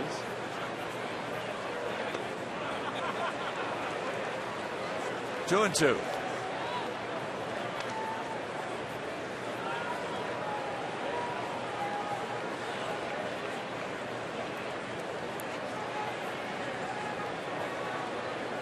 Not a real high total to this point.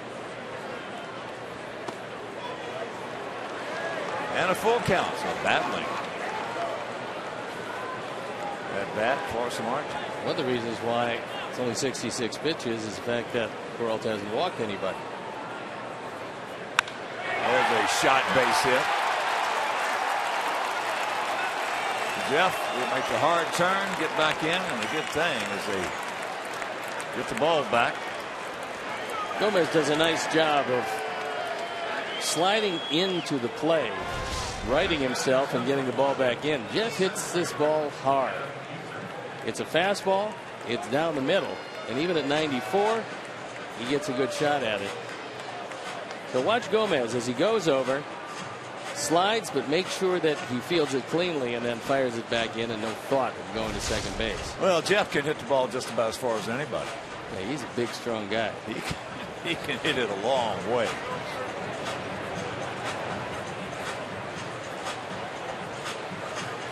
So Rick Kranitz, who is a longtime Major League pitching coach, comes out, has a word with Peralta. A chance to talk with Rick before the game. He certainly enjoys being here. And with a manager of just 7 days who's never managed before and was an infielder, Rick Kranitz becomes even more important for Craig Counsell. Adam is 1 for 2, an infield single as he takes strike one.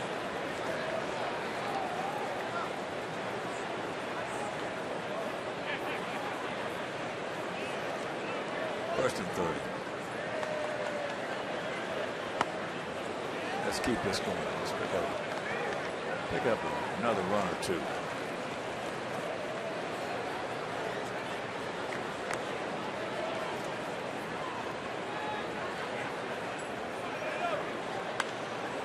Out of play.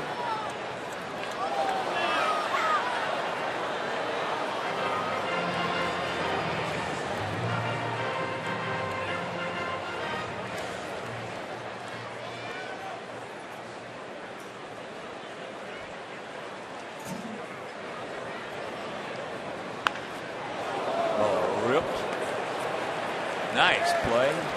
Wow. Ball girl. Wow. Oh, scalded.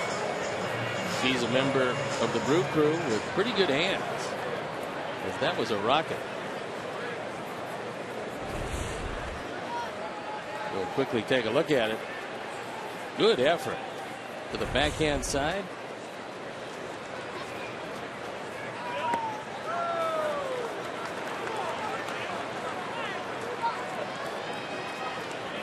Two in, one on, 2 balls, 2 strikes, 2 out.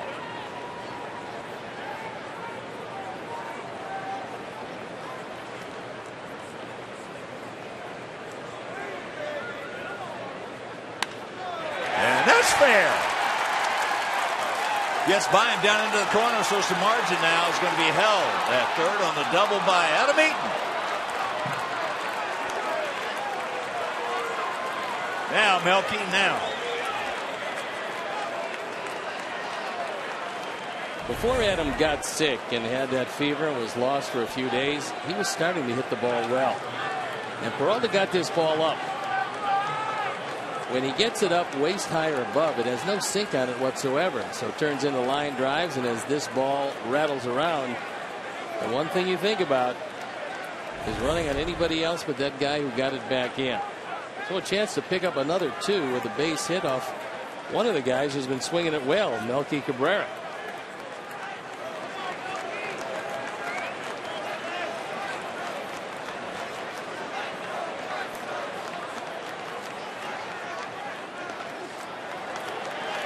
And he takes ball one. Now Maldonado out.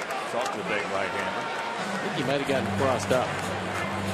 Because the way he caught that, and Maldonado is a good receiver. It looked like he was fighting it, and I think they got crossed up on the pitch. Pitchers get very lucky when they call something and it's not forthcoming if they can, at the very least, knock it down. Second and third and 2 outs. The Sox have scored at least one run 14% of the time. Where pitchers have given up at least one 17% of the time. And league average of 28. The Sox hitters would like to pick it up. Right here changes the whole personality of this game. It right here puts a whole lot of pressure on Peralta and that Milwaukee bullpen. This has been a laboring inning for Willie Peralta. He's going to deliver pitch number 31.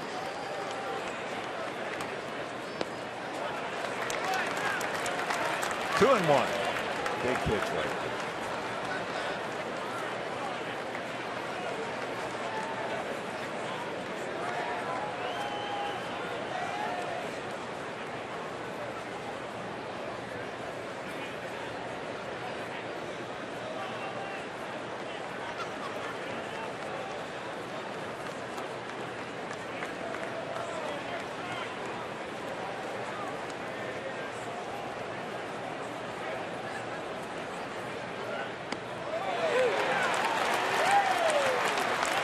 Sox ball club was absolutely stymied first time through the order. Second time through the order, they started to hit some line drives, looking a whole lot better. It didn't come to fruition last inning, but this inning it has.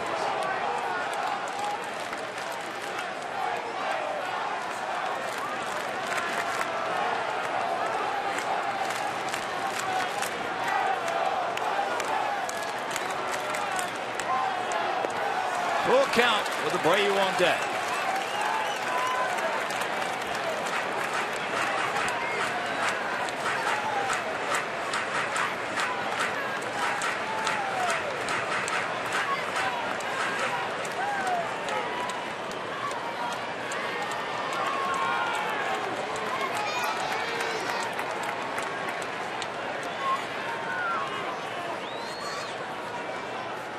Taking a long time to hook him up. And he accepts. That will load him up. Got a backdoor breaking ball and missed high and away. That's the first walk issued by Peralta. And the first time that he's faced a whole lot of pressure in any inning. Tying run at the plate.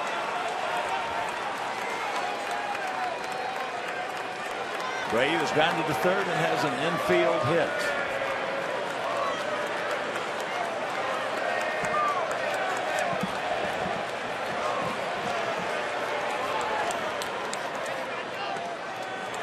Checks it up and takes ball one. Field, Clint Fagan says he didn't swing. And career with the bases loaded. Terribly impressive, as are just about all of the numbers associated with Jose Abreu.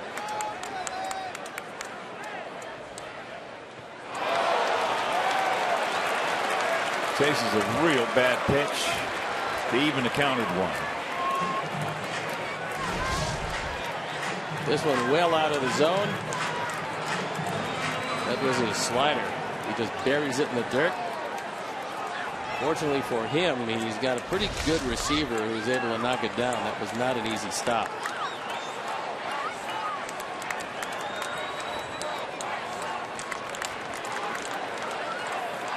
Now field straight up, spread out and deep.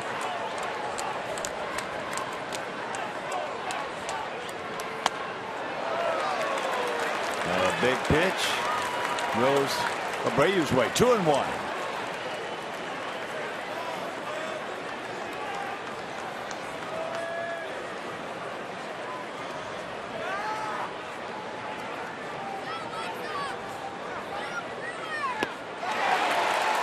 That one at 94 at the bottom of the zone.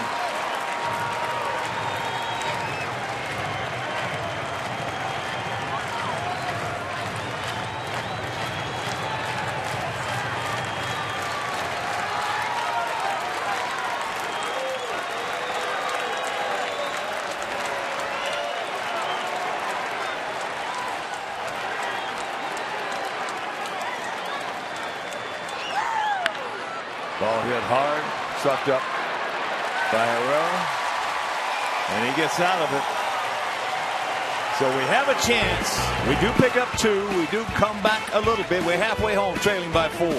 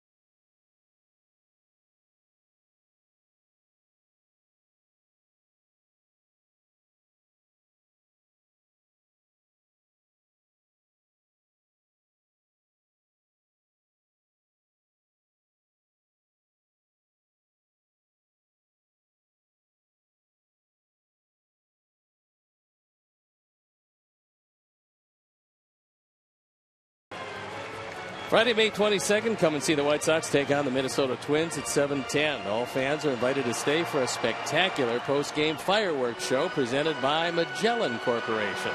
Purchase tickets today by visiting whitesox.com or calling 866-SOX-GAME. And now if Jeff can shut him down with little pressure put on Peralta, get right back into this one. Shutting him down is problematic. 0-1 to Gomez. A 2-run homer, a long 2-run homer, and a strikeout.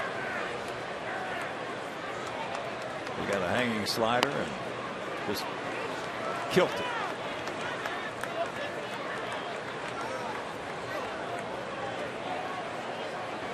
Jeff would have liked that last pitch, but he didn't get the call from Brian O'Nora, although it had part of the top of the zone.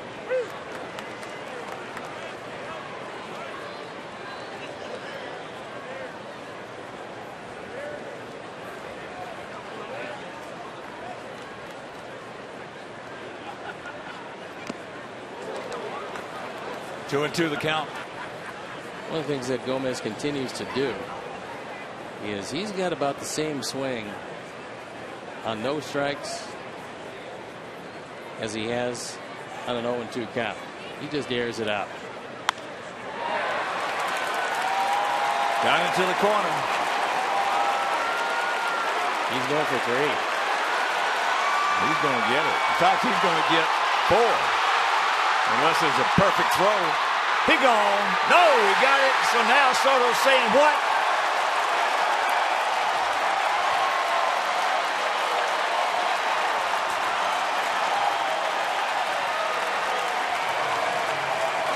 Now Brian O'Nora knows he's going to hear from Robin, and Giovanni Soto was emphatic that he did make the tag. The throw gets away. And Gomez, who's got great speed, turns it on. Ed Cedar says keep on going. It gets by everybody, but Adam Eaton is there. I mean, Melky Cabrera is there, makes a pretty good throw home.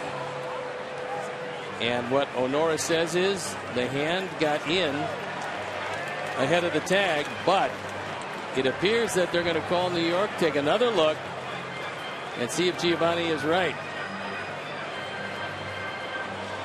He did tag him on the body. The question is, was the hand up in the air at the time, or did it settle over the plate? This should be a better angle. Well, looked like his hand got in there.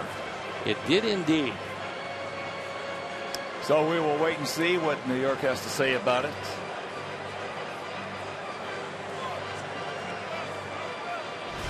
Meanwhile,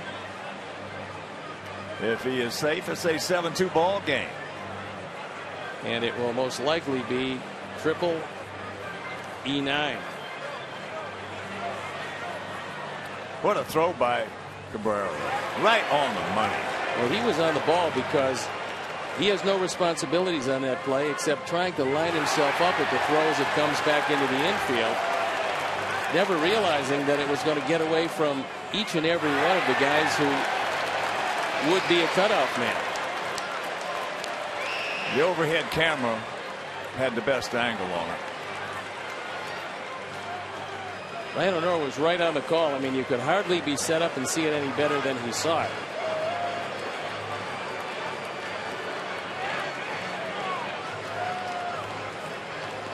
So New York still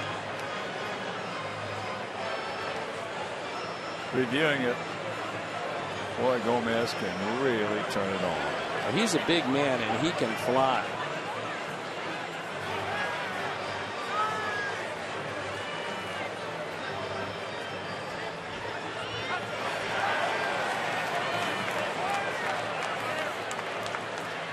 He probably is a step faster, but reminds me a lot size-wise and speed-wise and stride-wise of Lorenzo Cain with Kansas City.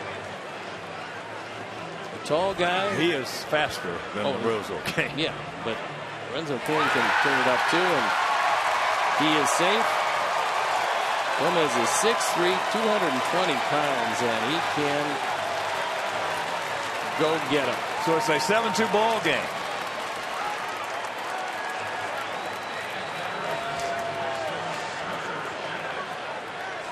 And they have, at this point, not put up the arrow.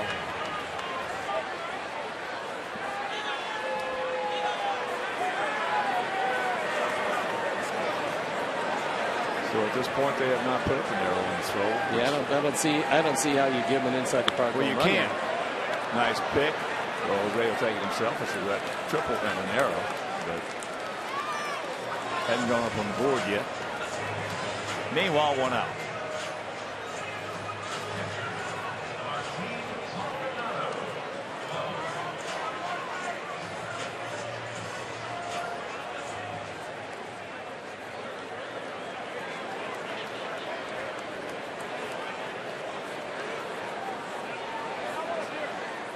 So here's Maldonado. 0 for 2. Attempted bunt and a strikeout.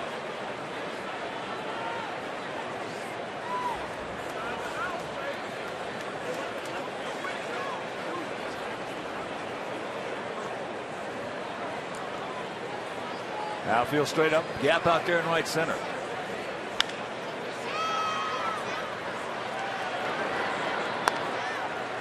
Two down.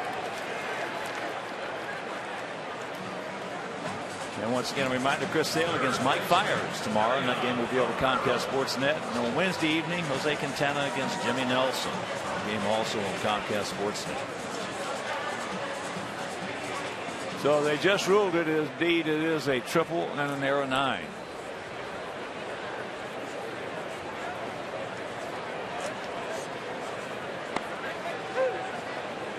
Gomez, who went on the DL with a hamstring problem, just showed you there that no hamstrings bothering him tonight. That's his first triple of the year. High in the right field.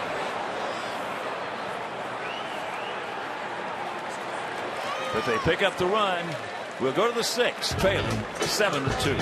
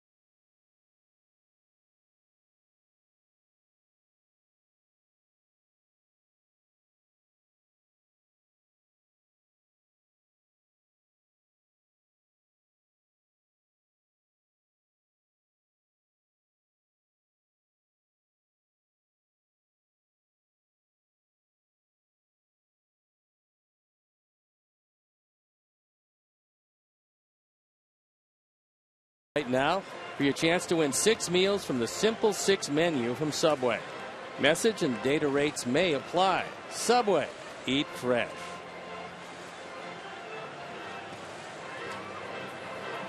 Seven-2 Brewers here in the top of the 6th inning. It'll be Garcia, Gillespie, and Ramirez for us. Ivy has grounded to short twice.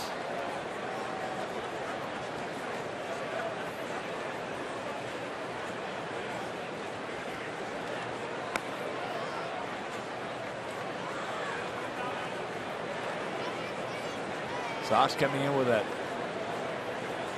10-5 home record. But on the road, 2-11. That's amazing.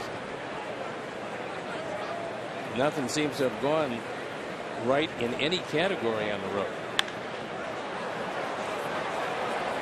High pop up. 1 out. I mean, there are times, and it happens to every baseball team, there's times when you're not hitting. There's other times when you're not pitching very well. And then the defense can pick you up. That really has not happened. It seems like on the road, at least, there's been letdowns in just about each and every department. Just about every time out. Well, the defense on the road has been horrendous. And when you look at our hitting on the road has been horrendous. The pitching hasn't There's been got to be great. some horrendous about being 2-11. That's off the end of the bat by Gillespie, who quickly is on out. 2 now. But you look at Kansas City on the road. Dave Ross, what are we hitting on the road? One of our associate producers.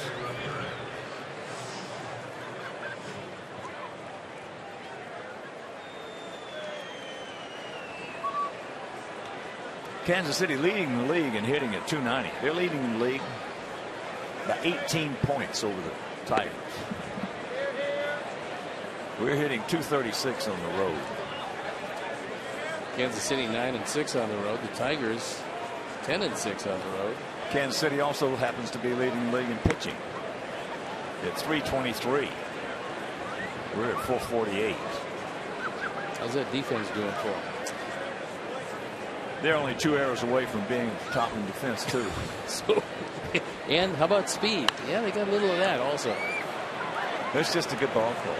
And it's not difficult to see why they came into action tonight. A 1.5 game lead over Detroit. The surprising thing, Minnesota's just 2.5 games back. And Kansas City still trailing in Texas 4-0. Kansas City coming in 20-11. There's a bad pitch called a strike. Brandon Kinsler loosening in the pen.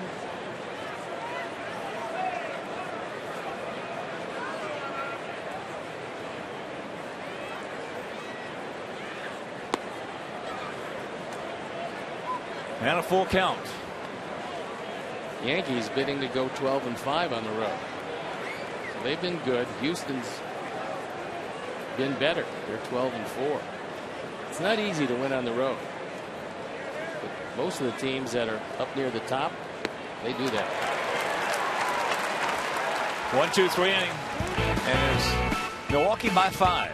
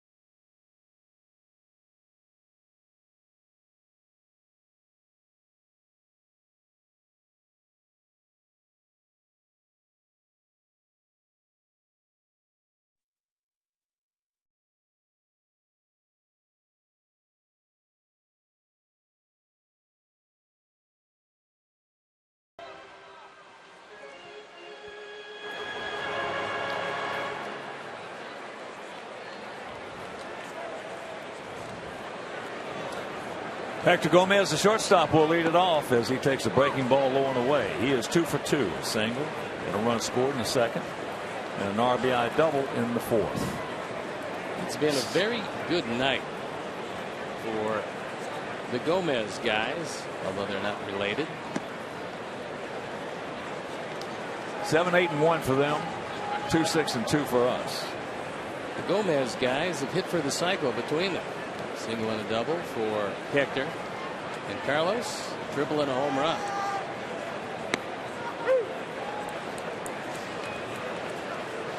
Two and one.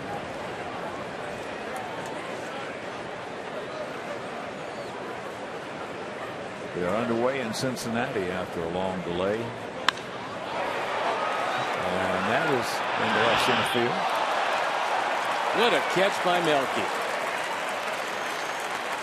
He got there. He got a good jump. That man has been real good in left field.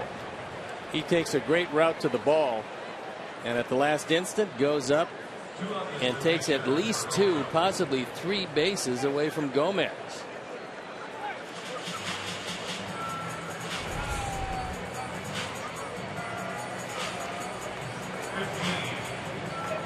Jason Rogers will pinch hit for the pitcher.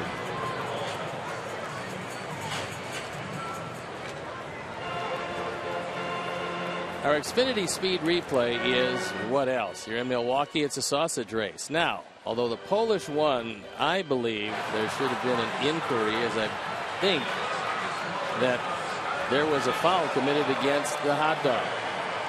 But seeing as the Sox are fresh out of challenges, it's the Polish as the winner.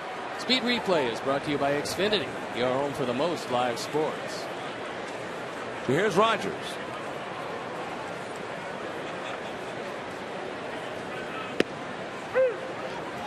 Career pinch hitting, he's .313. Overall this year, pretty good year.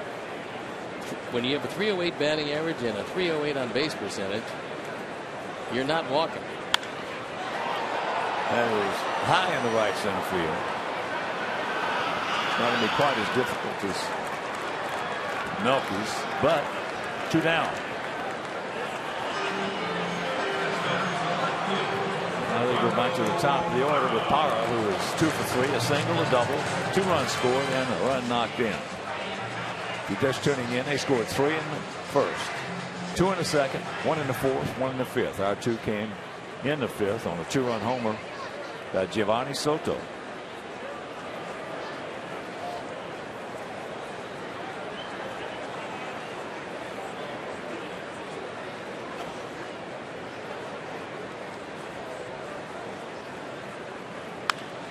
That ball's hit hard but foul. Peralta threw 94 pitches. 63 of them strikes, as Will Smith continues to loosen in the pen.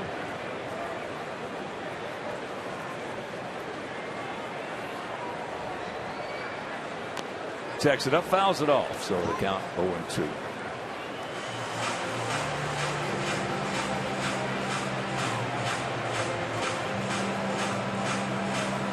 Willie Peralta went 6, gave up a couple of runs on 6 hits with a walk and 4 strikeouts. He is a pitcher of record.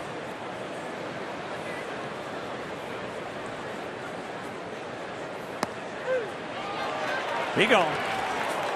1-2-3 inning after a nice catch by Melky Cabrera, and we're into the 7th.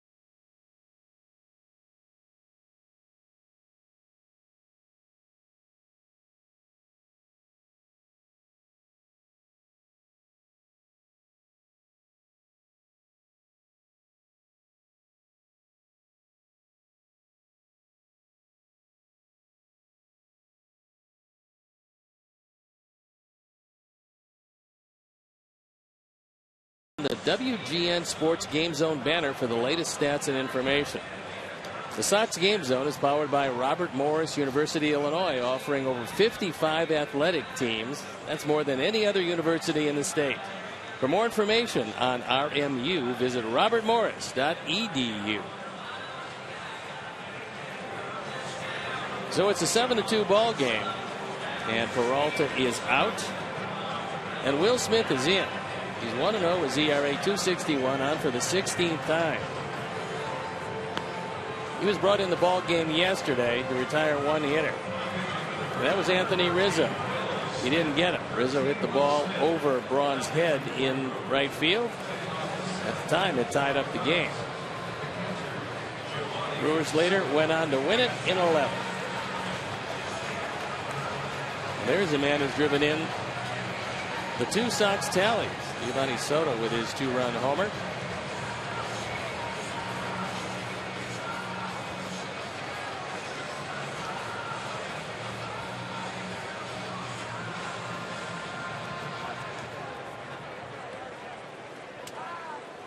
So here's Soto. Giovanni has grounded to third and hit a rocket out of here. Just a line shot for a 2-run homer. His second of the season. Outfield playing him straight up.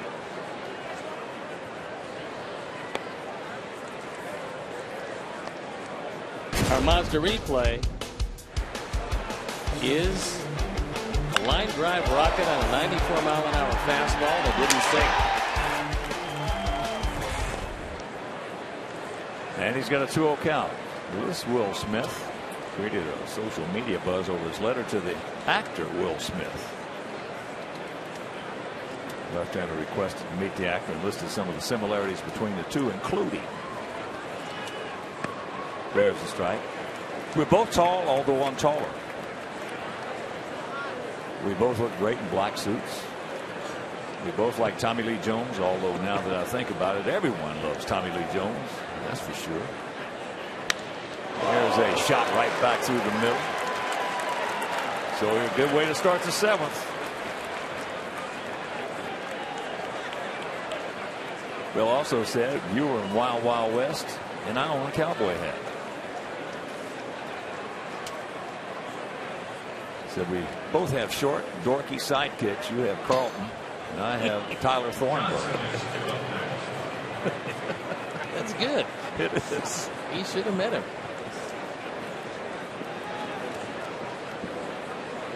So here's Bonifacio. Emilio hitting for Micah.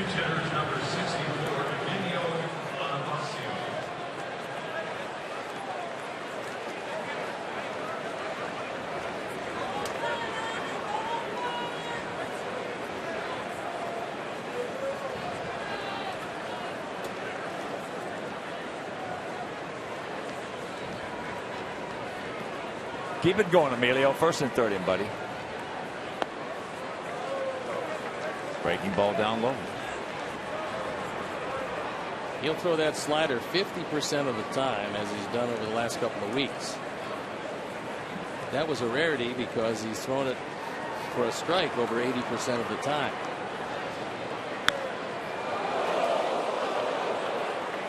Fouls that one.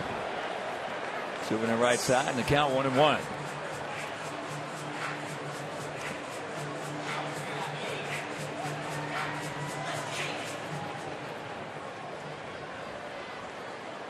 Beautiful Miller Park. One game has been played with an open roof. It's open all day long until after batting practice. I had the pleasure in 2000, this date, of calling a baseball game between the Cubs and the Brewers. Brewers won 14-8. It lasted 4 hours and 22 minutes, and it was not an extra inning game. It tied the longest ever 9-inning game at the time in the National League. 4:22. Didn't get that one.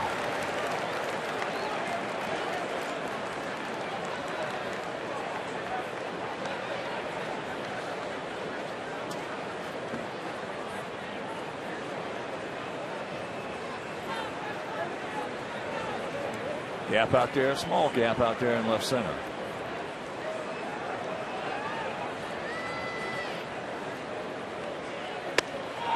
Got him on a breaking ball.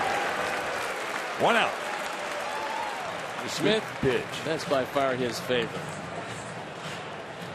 That is what's kept him in the major leagues, and will keep him here if he continues to throw that hard slider in the zone. As Gordon Beckham getting ready for a pinch hitting opportunity as Samardzija is taken down. Gordon, a hero of yesterday's game, getting an AB, and there are the numbers this year. He doesn't play consistently. He'll play wherever you put him, and he has been getting consistently good at bats. Nobody the last 2 weeks has swung the bat better than Gordon. Nobody has barreled it up better than Gordon. And he has hit into hard luck, rockets right at guys.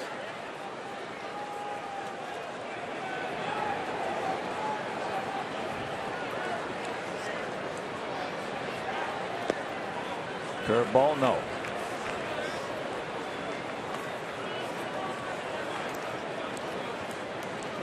And he also has saved his 2 games at third base this year.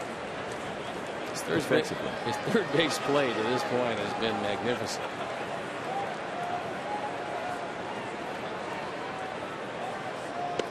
Another one. And of course, he's been barreling it up, but yesterday, 2 out, 2 on, bottom of the 9th, tie game.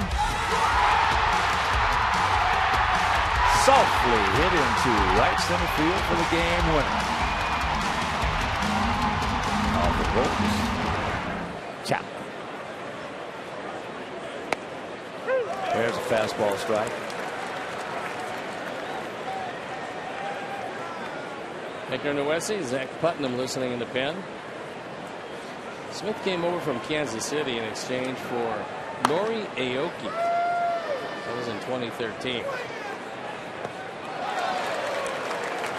You can understand why Milwaukee would want to make that deal. It wasn't that Aoki couldn't play, because he could. It's just that left-handers with a slider like Smith, who can get the ball over the plate, pretty valuable. Kansas City had an abundance of pensmen, and Smith was expendable.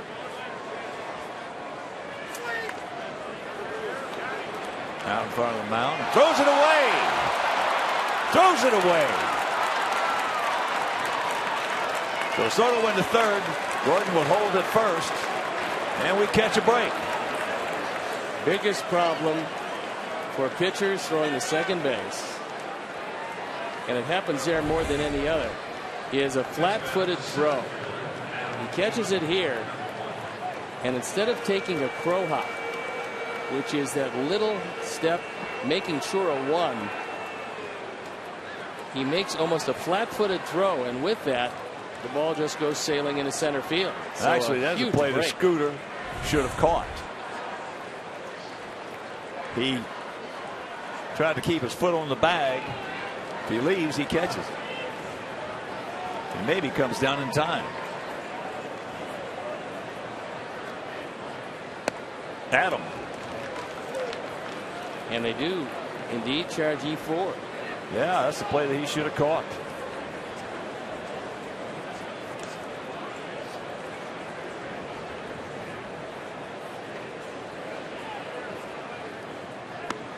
There's a strike.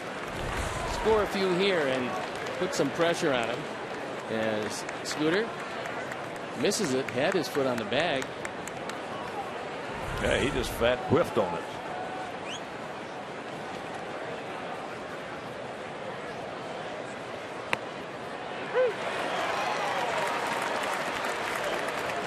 One and 2 the count.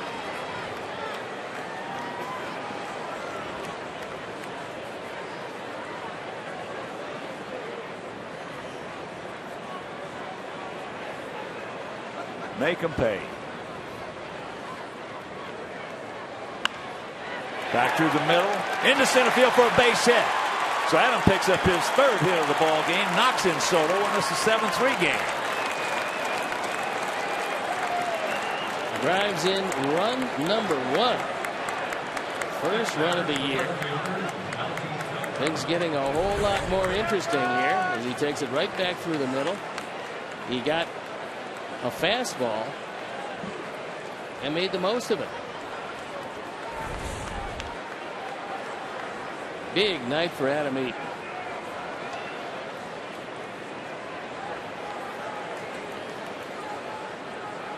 So here's Cabrera.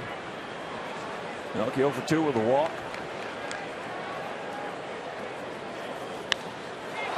That ball high and deep. Stretch! Right in front of the scoreboard. He pulls it in. He just missed it.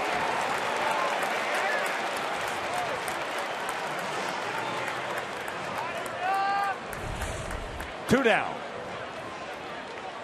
And now Maldonado going out to kill a little time.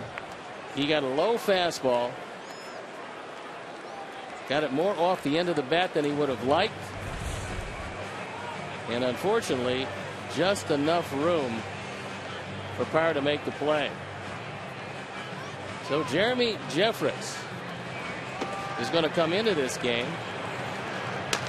And as he does come in and Smith departs, we'll step out and be back after these messages.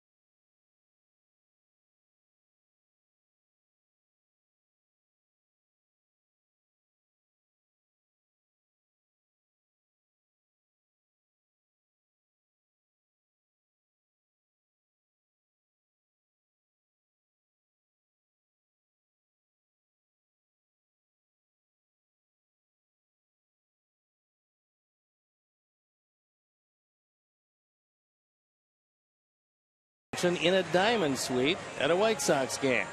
Diamond Suites can accommodate groups from 10 to 100. Single game packages include great food menus as well as beverages and parking passes. To purchase, visit whitesox.com/group. So Jeremy, who had a medical situation in June of 2013, he was diagnosed with juvenile epilepsy. He had been suffering from insomnia, seizures, and twitching, and now uses the medication, and knock on wood, has had little to no setbacks. And he's on for the 19th time. His ERA just under 3.25.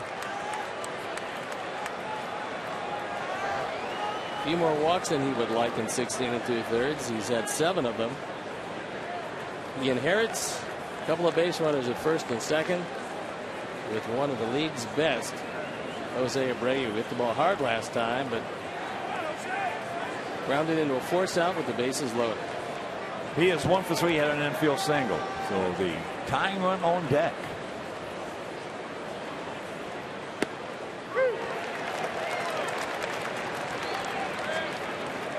Oh, 1 to count.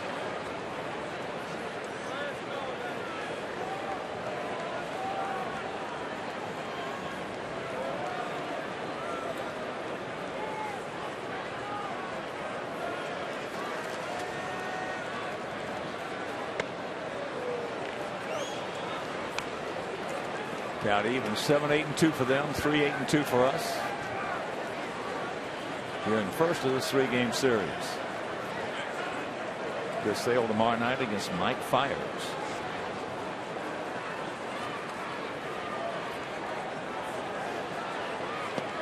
Ball gets away.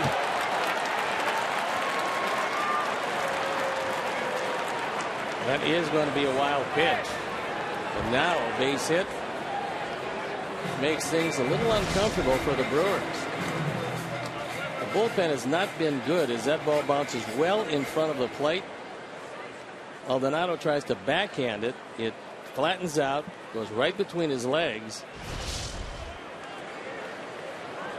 That's been one of the big problems with this team. They've been playing good baseball. The bullpen has been a little porous the last week. Outfield straight up, spread out, and that pitch is fouled away. So 2 balls, 2 strikes for Abreu.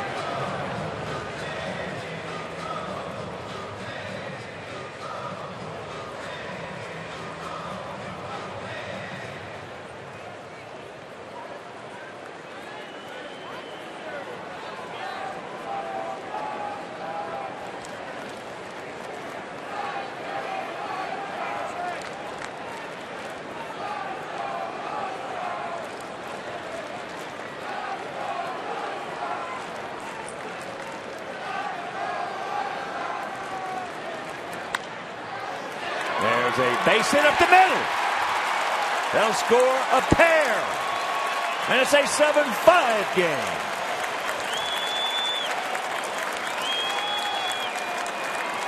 RBA's 18 and 19, and so the wild pitch comes back to haunt the Brewers. So Jose now 2 for 4.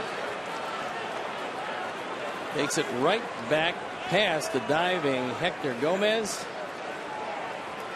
and it's a 2-run game. No stop now, boys, as here's Avi. Avi 0 for 3. He's due.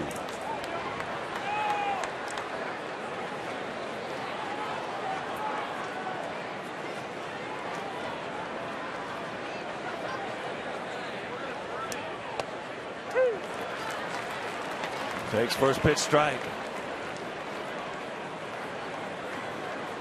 Those runs charged to Smith. They'll be unearned. Look awfully good on the scoreboard.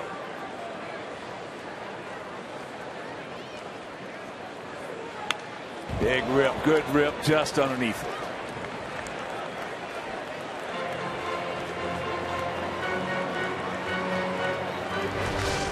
.96-mile-an-hour fastball. He wasn't overmatched with it. He got the bat to it, but just under it. He had the barrel on it.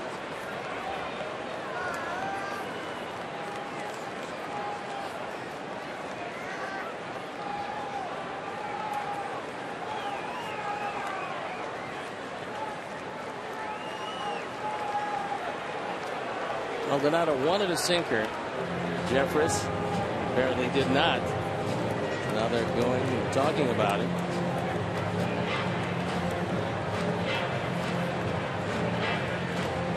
Well, when they do that, it should be the pitcher's decision because he's the one that's got to throw it. And normally, that's what happens.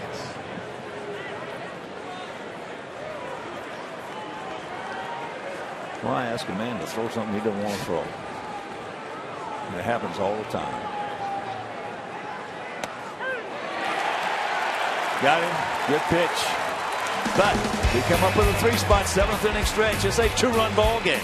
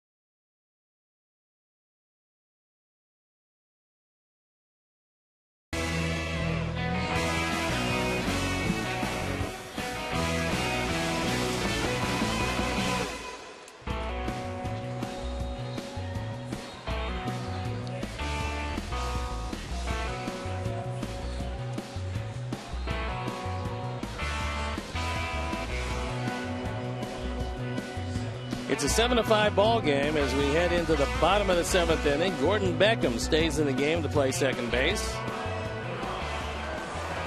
And Zach Putnam comes on in relief of Jeff Samardzija, who went 6, gave up 7 runs on 8 hits. Zach on for the 13th time. ERA 5 3/4. On his batting average of 295, a little higher than he would like. And he's got to hold him right there. Overall, he's done a good job. He just had that one bad outing. And it's tough for a reliever with short innings. If you have a bad outing, that ERA is going to look a whole lot worse than the body of work that got you there. He has been much better than that ERA. But he's got a tough inning with Braun, Lynn, and Gomez. Braun is 1 for 2 with a walk and an RBI. Takes first pitch strike.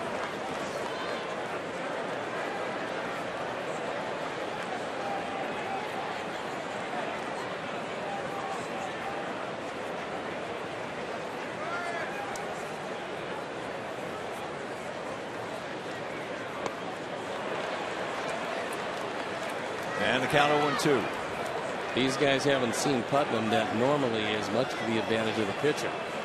The only guy on this entire ball club that's seen him is Gerardo Parra. And he had only 1 at bat against him. Well, 1 at bat is appreciably better than none. It is that. He produced a run batted in, but not a hit.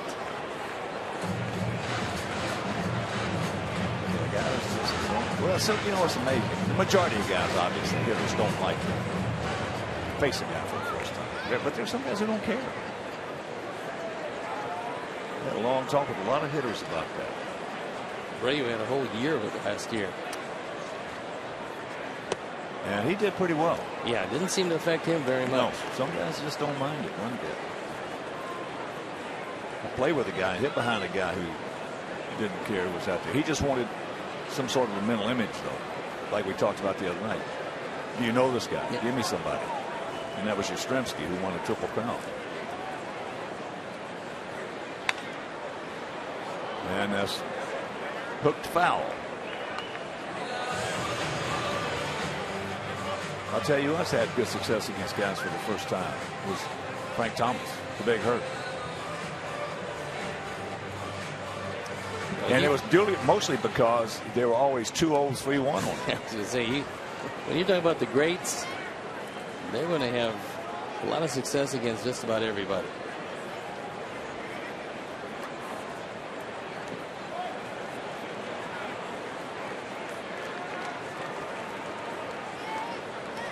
Jonathan Broxton loosening in the pen. They got him listed a little over 300. Well, I think they're exactly right. Although a little over, maybe just about anything.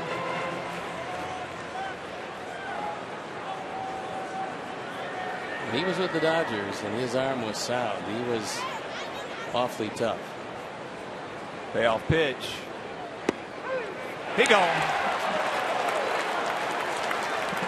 1 out. We've talked about the low strike zone of Brian O'Nora. And it continues to be for both sides because Braun thought he had drawn ball 4. This is the bottom part of the zone, as you can see. And he rings him up. There's no doubt this is one of the better games that Brian has had as far as being consistency. I mean, the strike zone started out being consistent. Down. It's still there. Same zone as in the first inning. Here's Lynn. He's 0 for 3 with a couple of strikeouts. Don't want to get careless down with Adam Lynn because that's his sweet spot. And like most left-handers, especially middle in. But he loves the ball down. And he's pretty strong.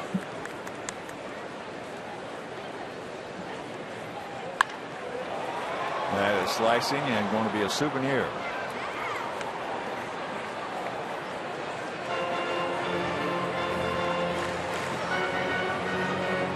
Looking around the entire ballpark, and there are a lot of Sox fans that made the trip north. Go through a little rain today to get here.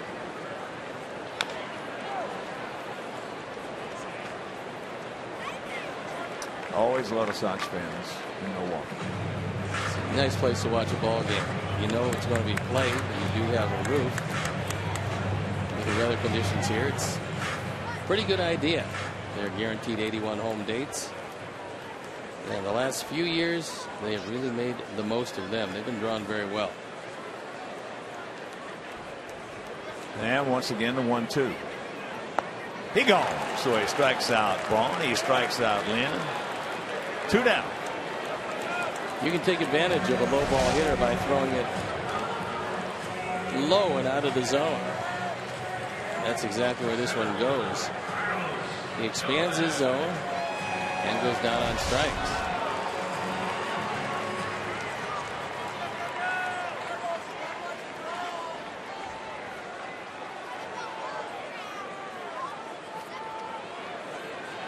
Seven, 8, and 2 for them. 5, 9, and 2 for us. They led it 6-0 at one time.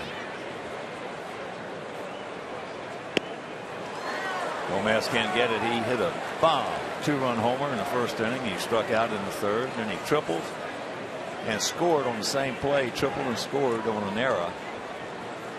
That was in the fifth.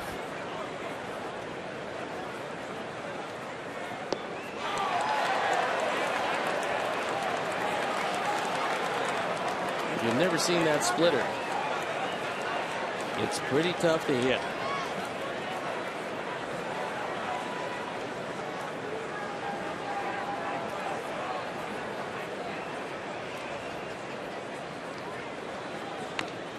Just got a piece of it.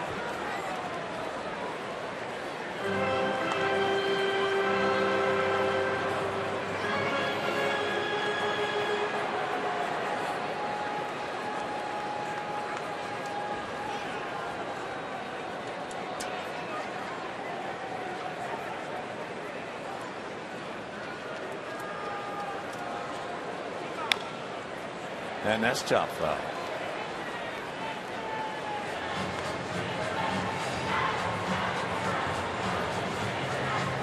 Yankees leading Tampa Bay 9-5. Bottom of the 8th in St. Pete. Atlanta at Cincinnati tied at 1, top of the 4th. But right here, once again, the 0-2 pitch. Checks it out. He did not go. Baltimore, top of the 9th at home against Toronto. It's 5-2 Orioles. Pittsburgh leading Philadelphia 4-2, top of the 9th in Philadelphia. Texas 6, Kansas City 1, bottom of the 5th down at Arlington.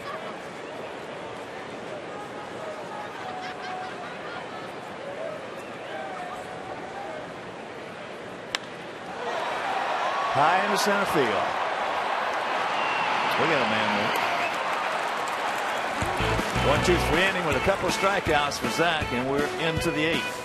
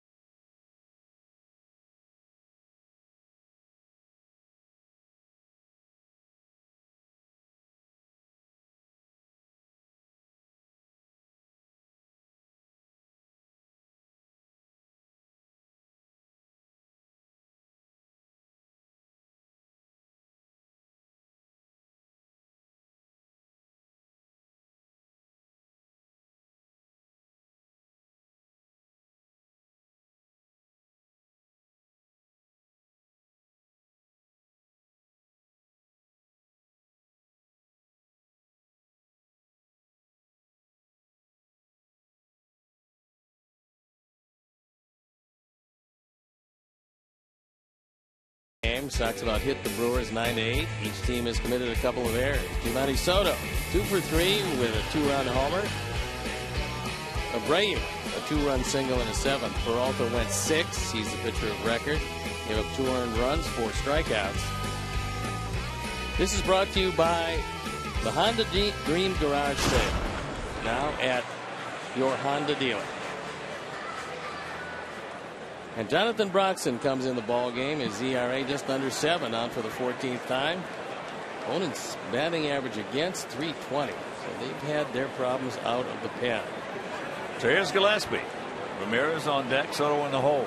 Broxton, 30 years old, 6'4", 305 pounds. Out of Augusta. They're going big in Augusta, Georgia.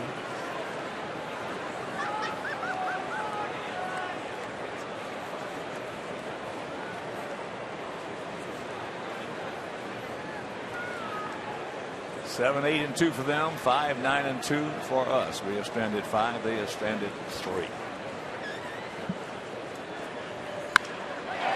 That ball hit well into left center field. They look up. It's off the wall. So a good way to start here in the 8th inning. That's his 7th two-bagger.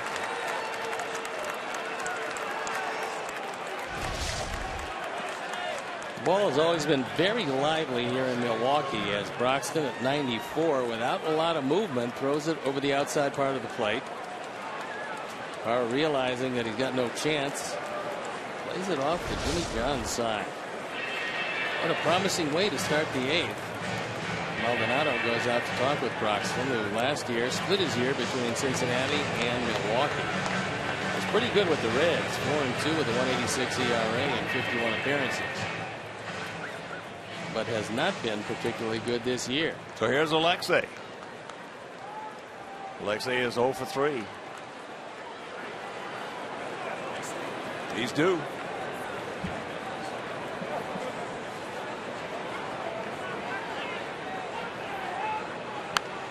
Alexei trying to stay inside it. 0-1 to count.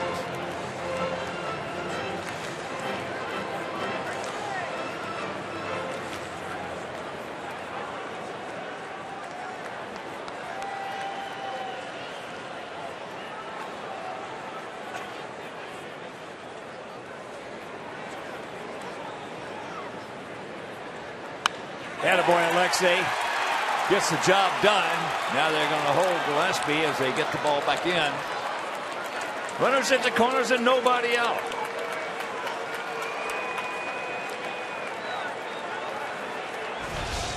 Broxton not getting a whole lot of movement.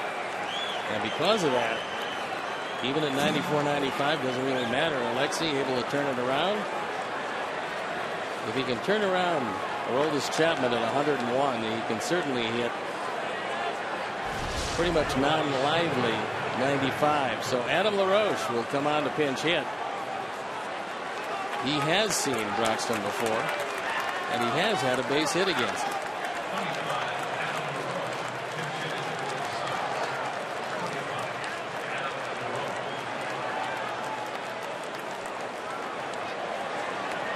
Adam 1 for 7 lifetime against him.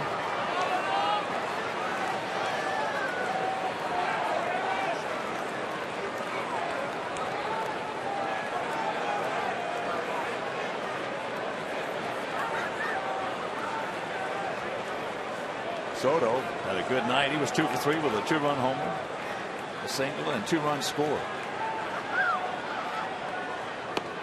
Way outside.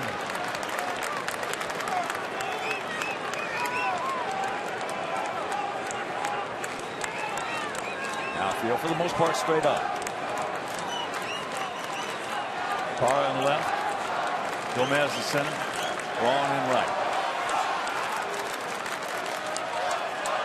Alexei just a short lead. Cannot get doubled up right here. And that pitch was not a strike. So a big call right there. 1-1 instead of 2-0. Sox would love to be able to, at the very least, tie up the ball game before Francisco Rodriguez has his opportunity to close it down. He's one of the better ones.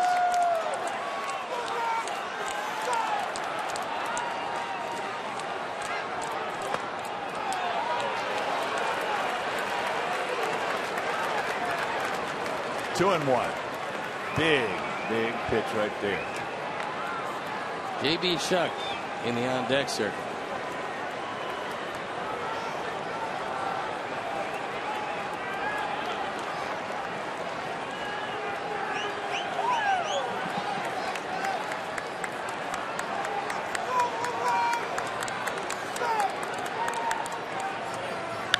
There's a base hit.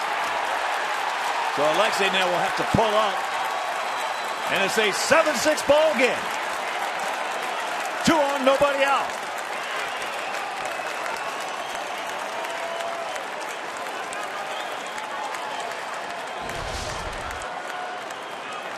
Adam drives one home.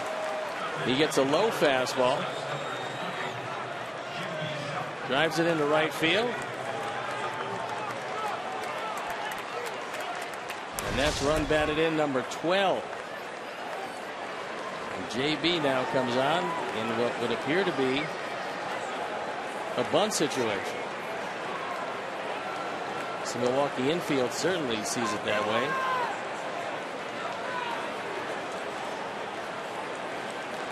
Corner's in close, right at the cut of the grass. Now feels slightly around to the left. Alexei at second.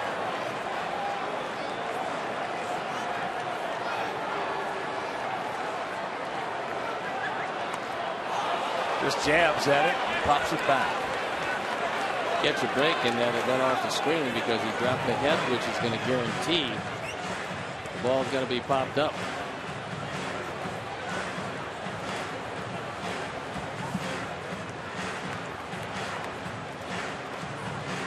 JB does have one sacrifice this year. Sox as a team have 3.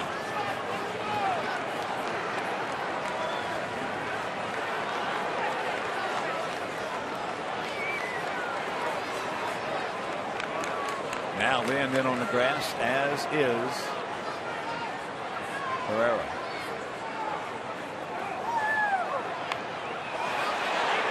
Yes, poked at it again. You got to try to catch it, not try to hit it. You got to try to catch the ball. There's a big difference in trying to catch when you're trying to bunt. Catch it with the bat rather than hit it with the bat. He's jabbing at it, and that is real good technique.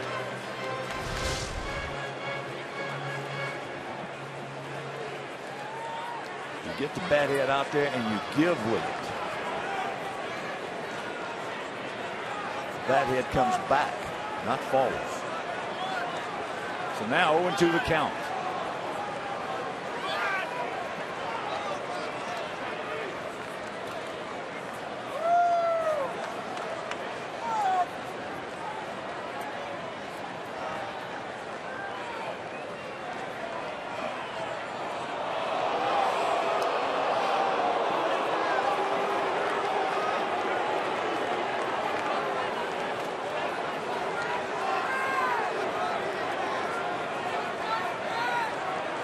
Scott Carroll, Zach Duke listening in the pen.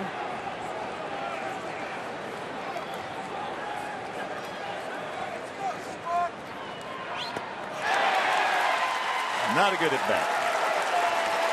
1 out.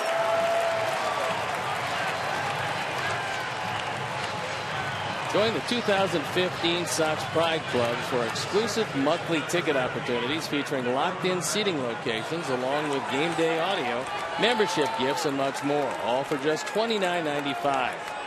Visit SoxPrideClub.com to join today. So here's Gordon. He reached on an error last inning and came around to score. The last pitch by Broxton was the only pitch he's had good movement on this evening.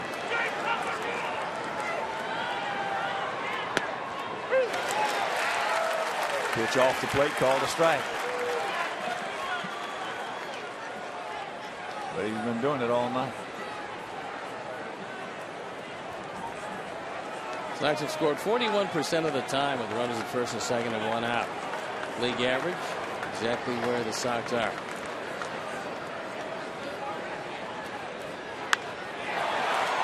That ball hit well into right field.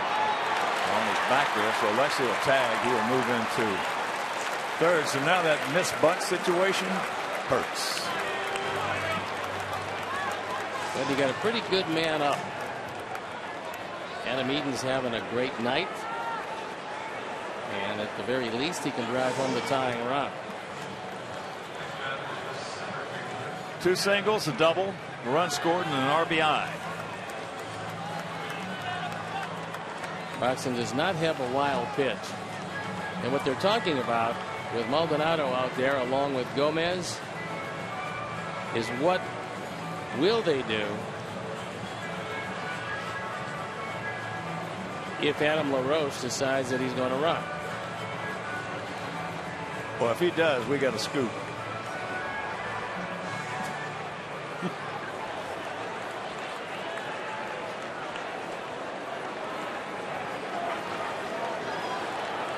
Lynn playing in front of him. Short lead by Adam. Static lead. And that pitch low and away.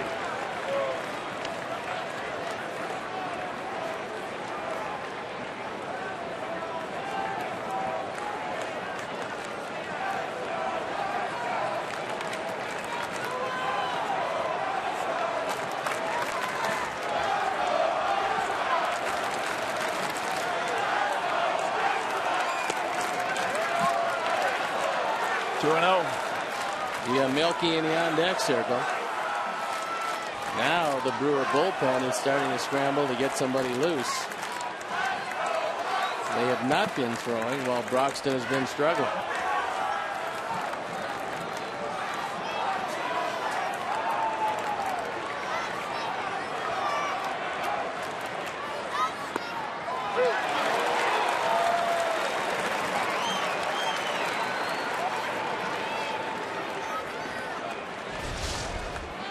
Talked about the low strike tonight.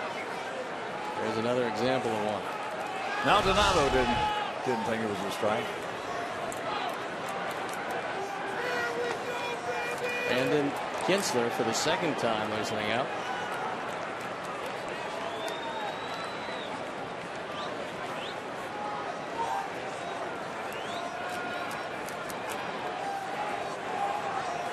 Right man, right place, right time, right now, Adam. That one rifled into the dugout. And hopefully everybody's okay.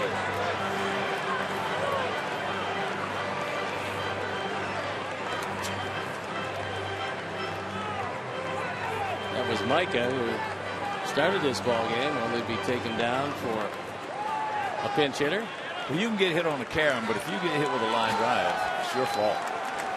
Especially with that screen. If you get hit with a line drive, it's your fault. Watch that baseball.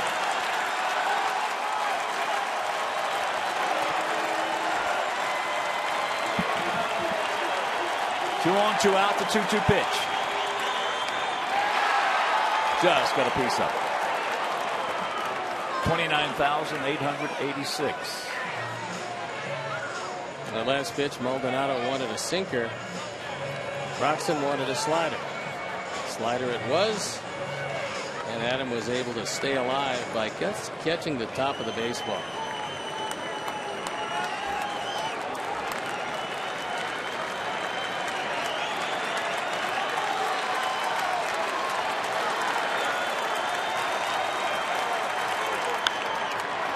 And that's a souvenir left side.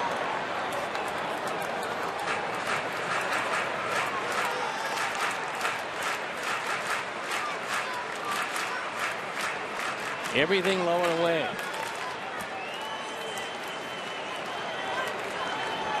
But if he does go to a slider, he's going to try to keep it inside. And there it is. Let's see if he gets it there.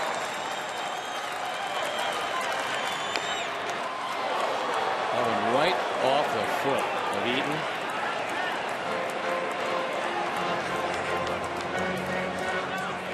games, you will see a slider from the right-hand pitcher. The one that goes low and in for the left-hand hitter, fouled right off a piece of his anatomy. Normally, it's lower part of the leg or foot. 8th pitch of the at-bat as Adam is battling.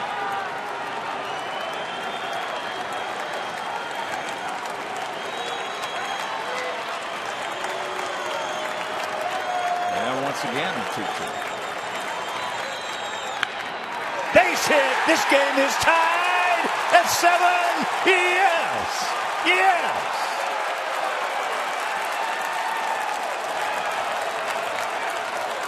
Maldonado wanted a slider. Broxton threw one, but that one had the middle of the plate. He wanted to keep it in. Adam with his 4th hit of the night, his 2nd run batted in. And this slider right down the middle doesn't do much. And just like that, Samardzija can't lose.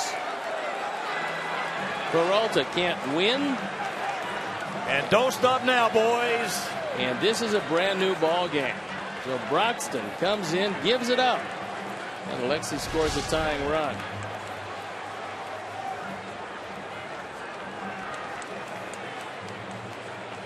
So Cabrera will be the hitter.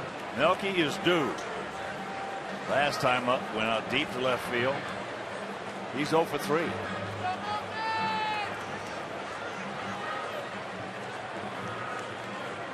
So Rick Kranitz has had his say. 7-8 and 2 for them. 7-13 and 2 for us.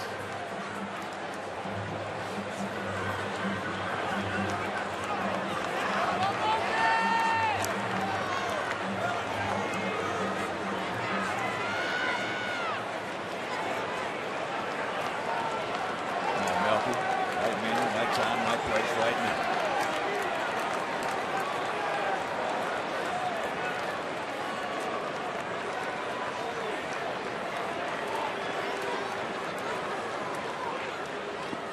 Melky last time hitting right-handed, just missed hitting one out of here off that left-hander. Will Smith. He has 32 home runs right-handed, 57 home runs left-handed. And this game, after 4 innings, was 6-0 Brewers.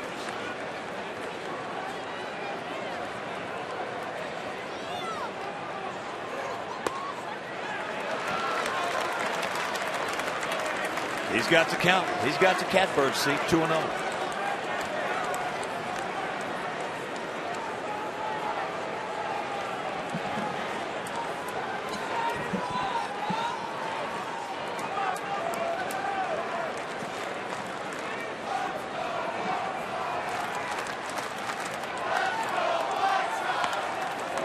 Tacks it up, takes a strike.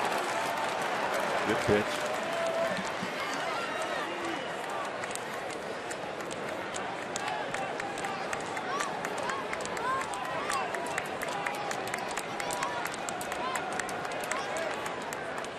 LaRosa second.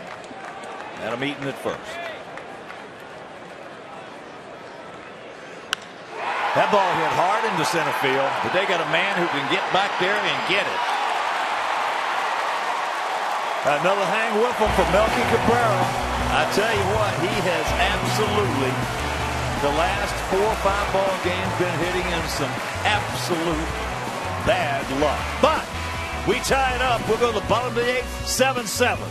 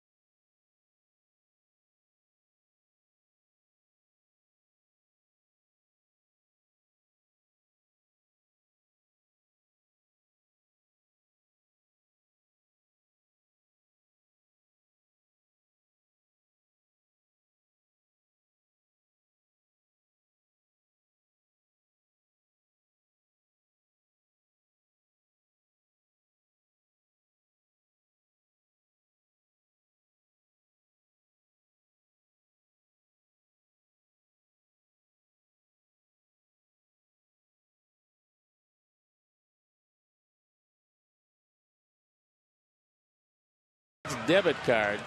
Only available at your local Wintrust Community Bank. Go to www.wintrust.com/White Sox to learn more. And Wintrust Community Bank, member FDIC. All tied at 7. J.B. Shuck stays in the game in left field. Tyler Flowers comes in the game behind the plate. And Gene Segura, he is going to lead it off against Zach Duke.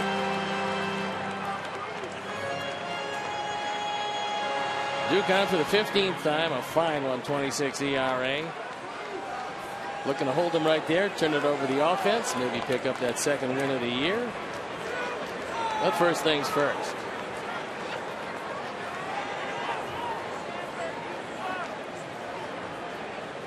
So here we go in a 7-7 tie. If you're just tuning in, we trailed at 6-0. They scored 2 in the first. Just check that, 3 in the first, 2 in the second, and 1 in the fourth. So here's Segura. Jams himself, shoves it right, 1 out.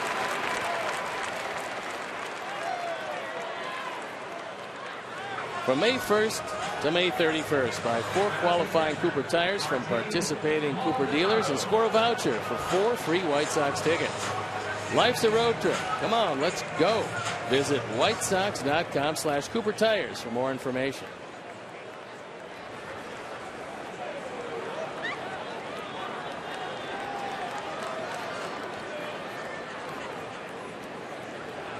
Here's Martin Maldonado, the catcher.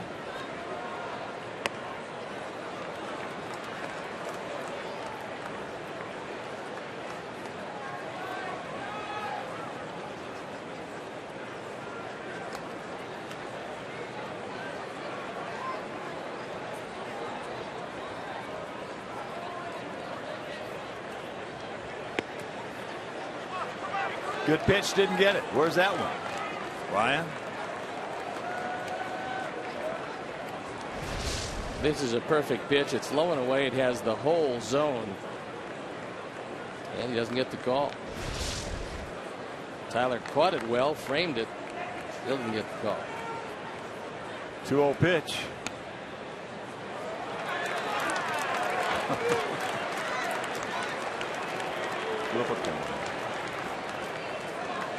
See, number 2 is right there. Number 3 is pretty close. But the end result is 3-0.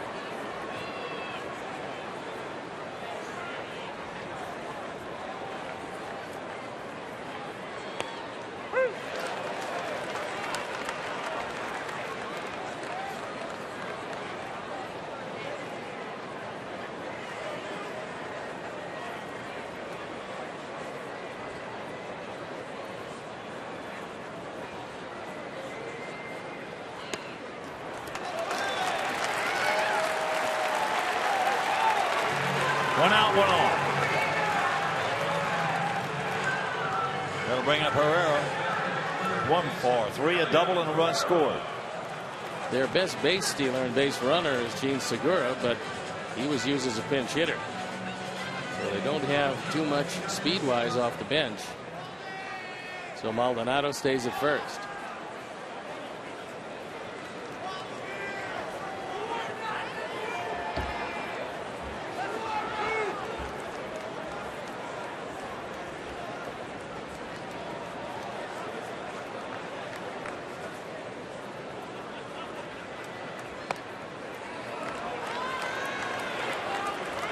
Count. Herrera, a better right-hand hitter than a left-hand hitter. 250 as a right-hander. He came in from the left side hitting 184.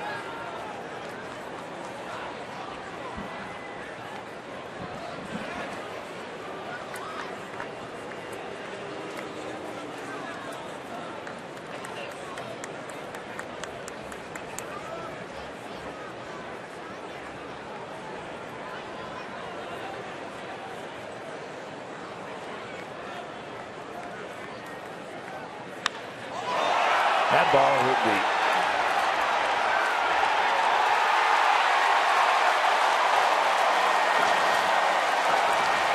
It's 9-7 Brewers. Third home run of the year for Herrera. He's now driven in 9.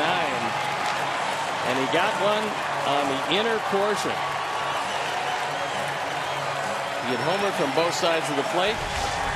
And that's his second one as a right-hand hitter. And this fastball wasn't quite where Zach wanted it. And after tying it up, Sox have fallen behind.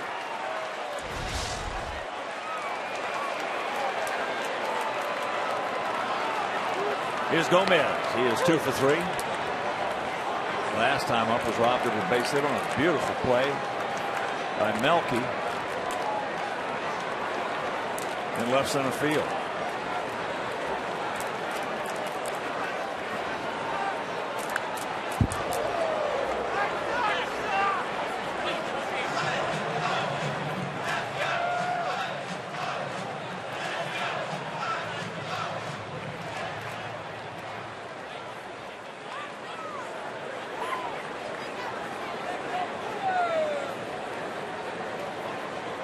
That's okay. We got some guys coming up and give them back. For us in the ninth, it'll be Abreu, Avasio, Gillespie, Alexa.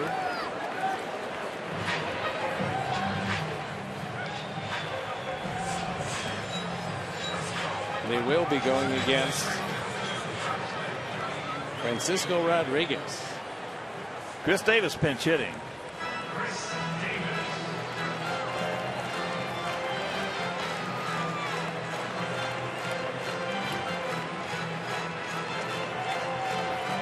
Davis getting the lion's share of the play. There's only one pinch hitting opportunity this year.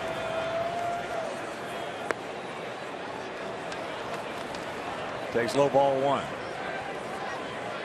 2 home runs, 11 driven in, and a .252 batting average for Davis as you look at Frankie Rodriguez. He was signed as a free agent, re-signed by this team. That ball went high and deep.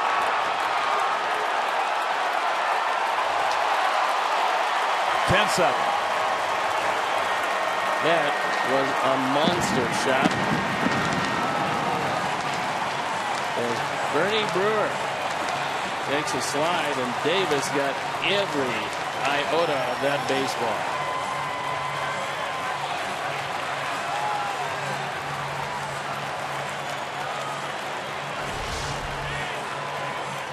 Zach Duke was here last year. This is a rolling breaking ball. And Davis unloads. And that's going to be it for Zach. It's all right, Zach, buddy. You can't do it every night. You made a couple of mistakes and got burned this evening. So Zach will depart. And we'll be back.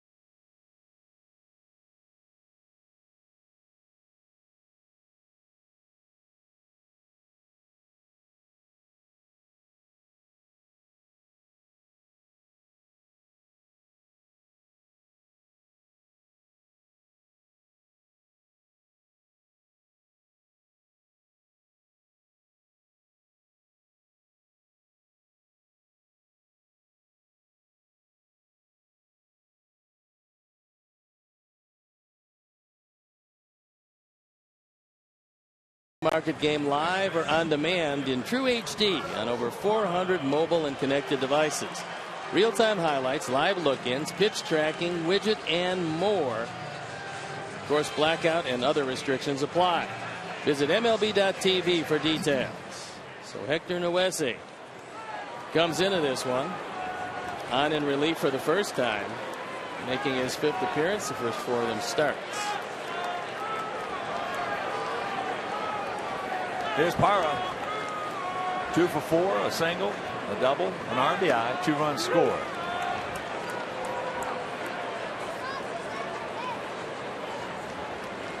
We've seen Parra before in a Diamondback uniform. We've seen him in spring training. Every time we've seen him, he has looked good.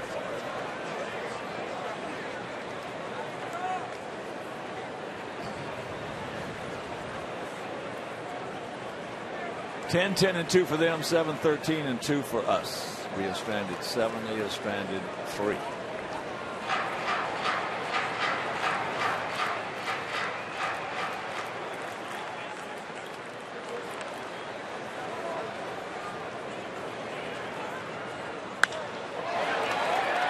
And Alexei, yes. For a nice timing leap. Meanwhile, they come up with a couple of home runs, 1 and 2-run shot. We'll go to the 9th. We need 3 to tie, but we can do it.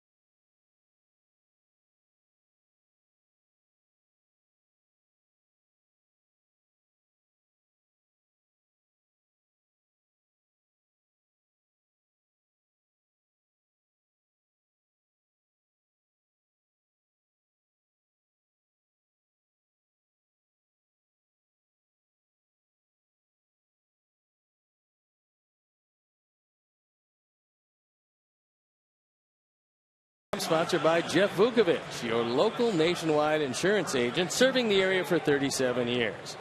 To visit the nation, visit jeffvuk.com because Nationwide is on your side.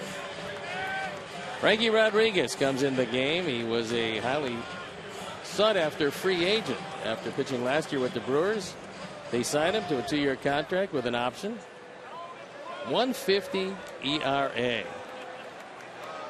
And Gene Segura takes over at shortstop with Gomez shifting over to second. And Jose to lead it off. Abreu, Garcia, and Ramirez. First pitch strike. That one at 89. Good location. Frankie used to throw exceptionally hard, but his pitch has been and is a big overhand curve. There's a shot base hit. So a good way to start it.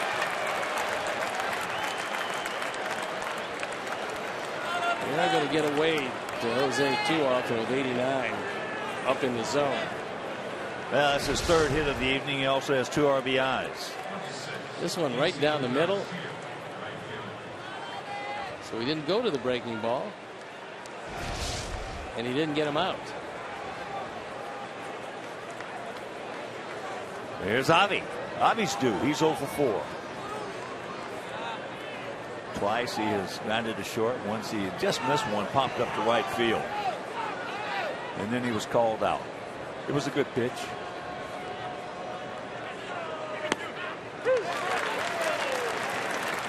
And that's nasty, right on the outside edge of the outside corner.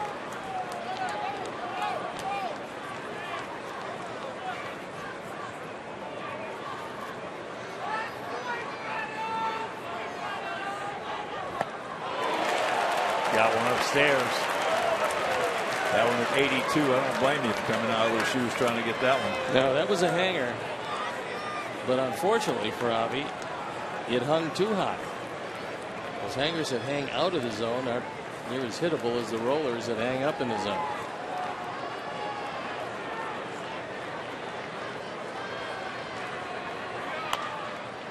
No, not in today's game, they're not. Go back a few years.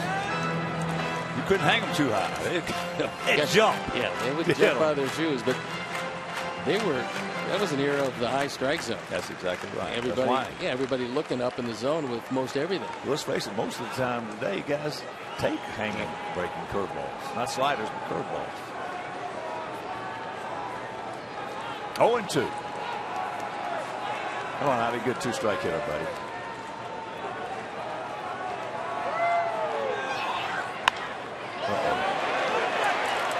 Third double play. We have hit into.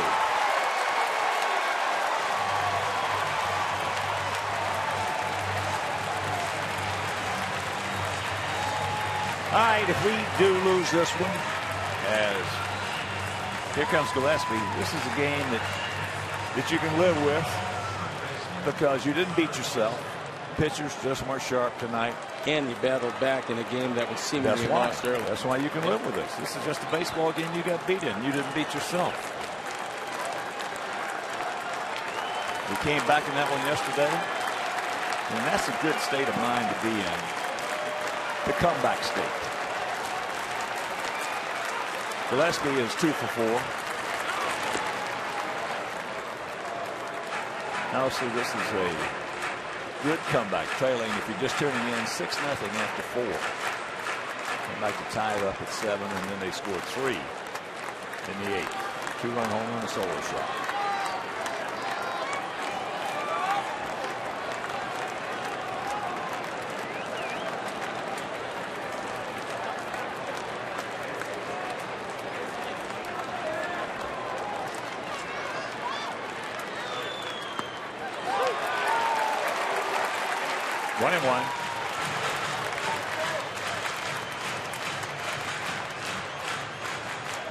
Just joining us, Adam Eaton with 4 hits in this game. 3 singles, a double, 2 RBIs, a run scored.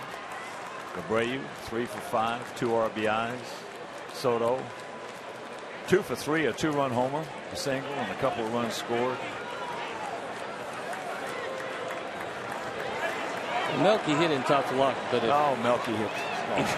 If Adam continues to hit the ball, Melky's going to hit the ball, and all of a sudden Abreu, Garcia, and LaRoche are going to drive in a whole lot of runs.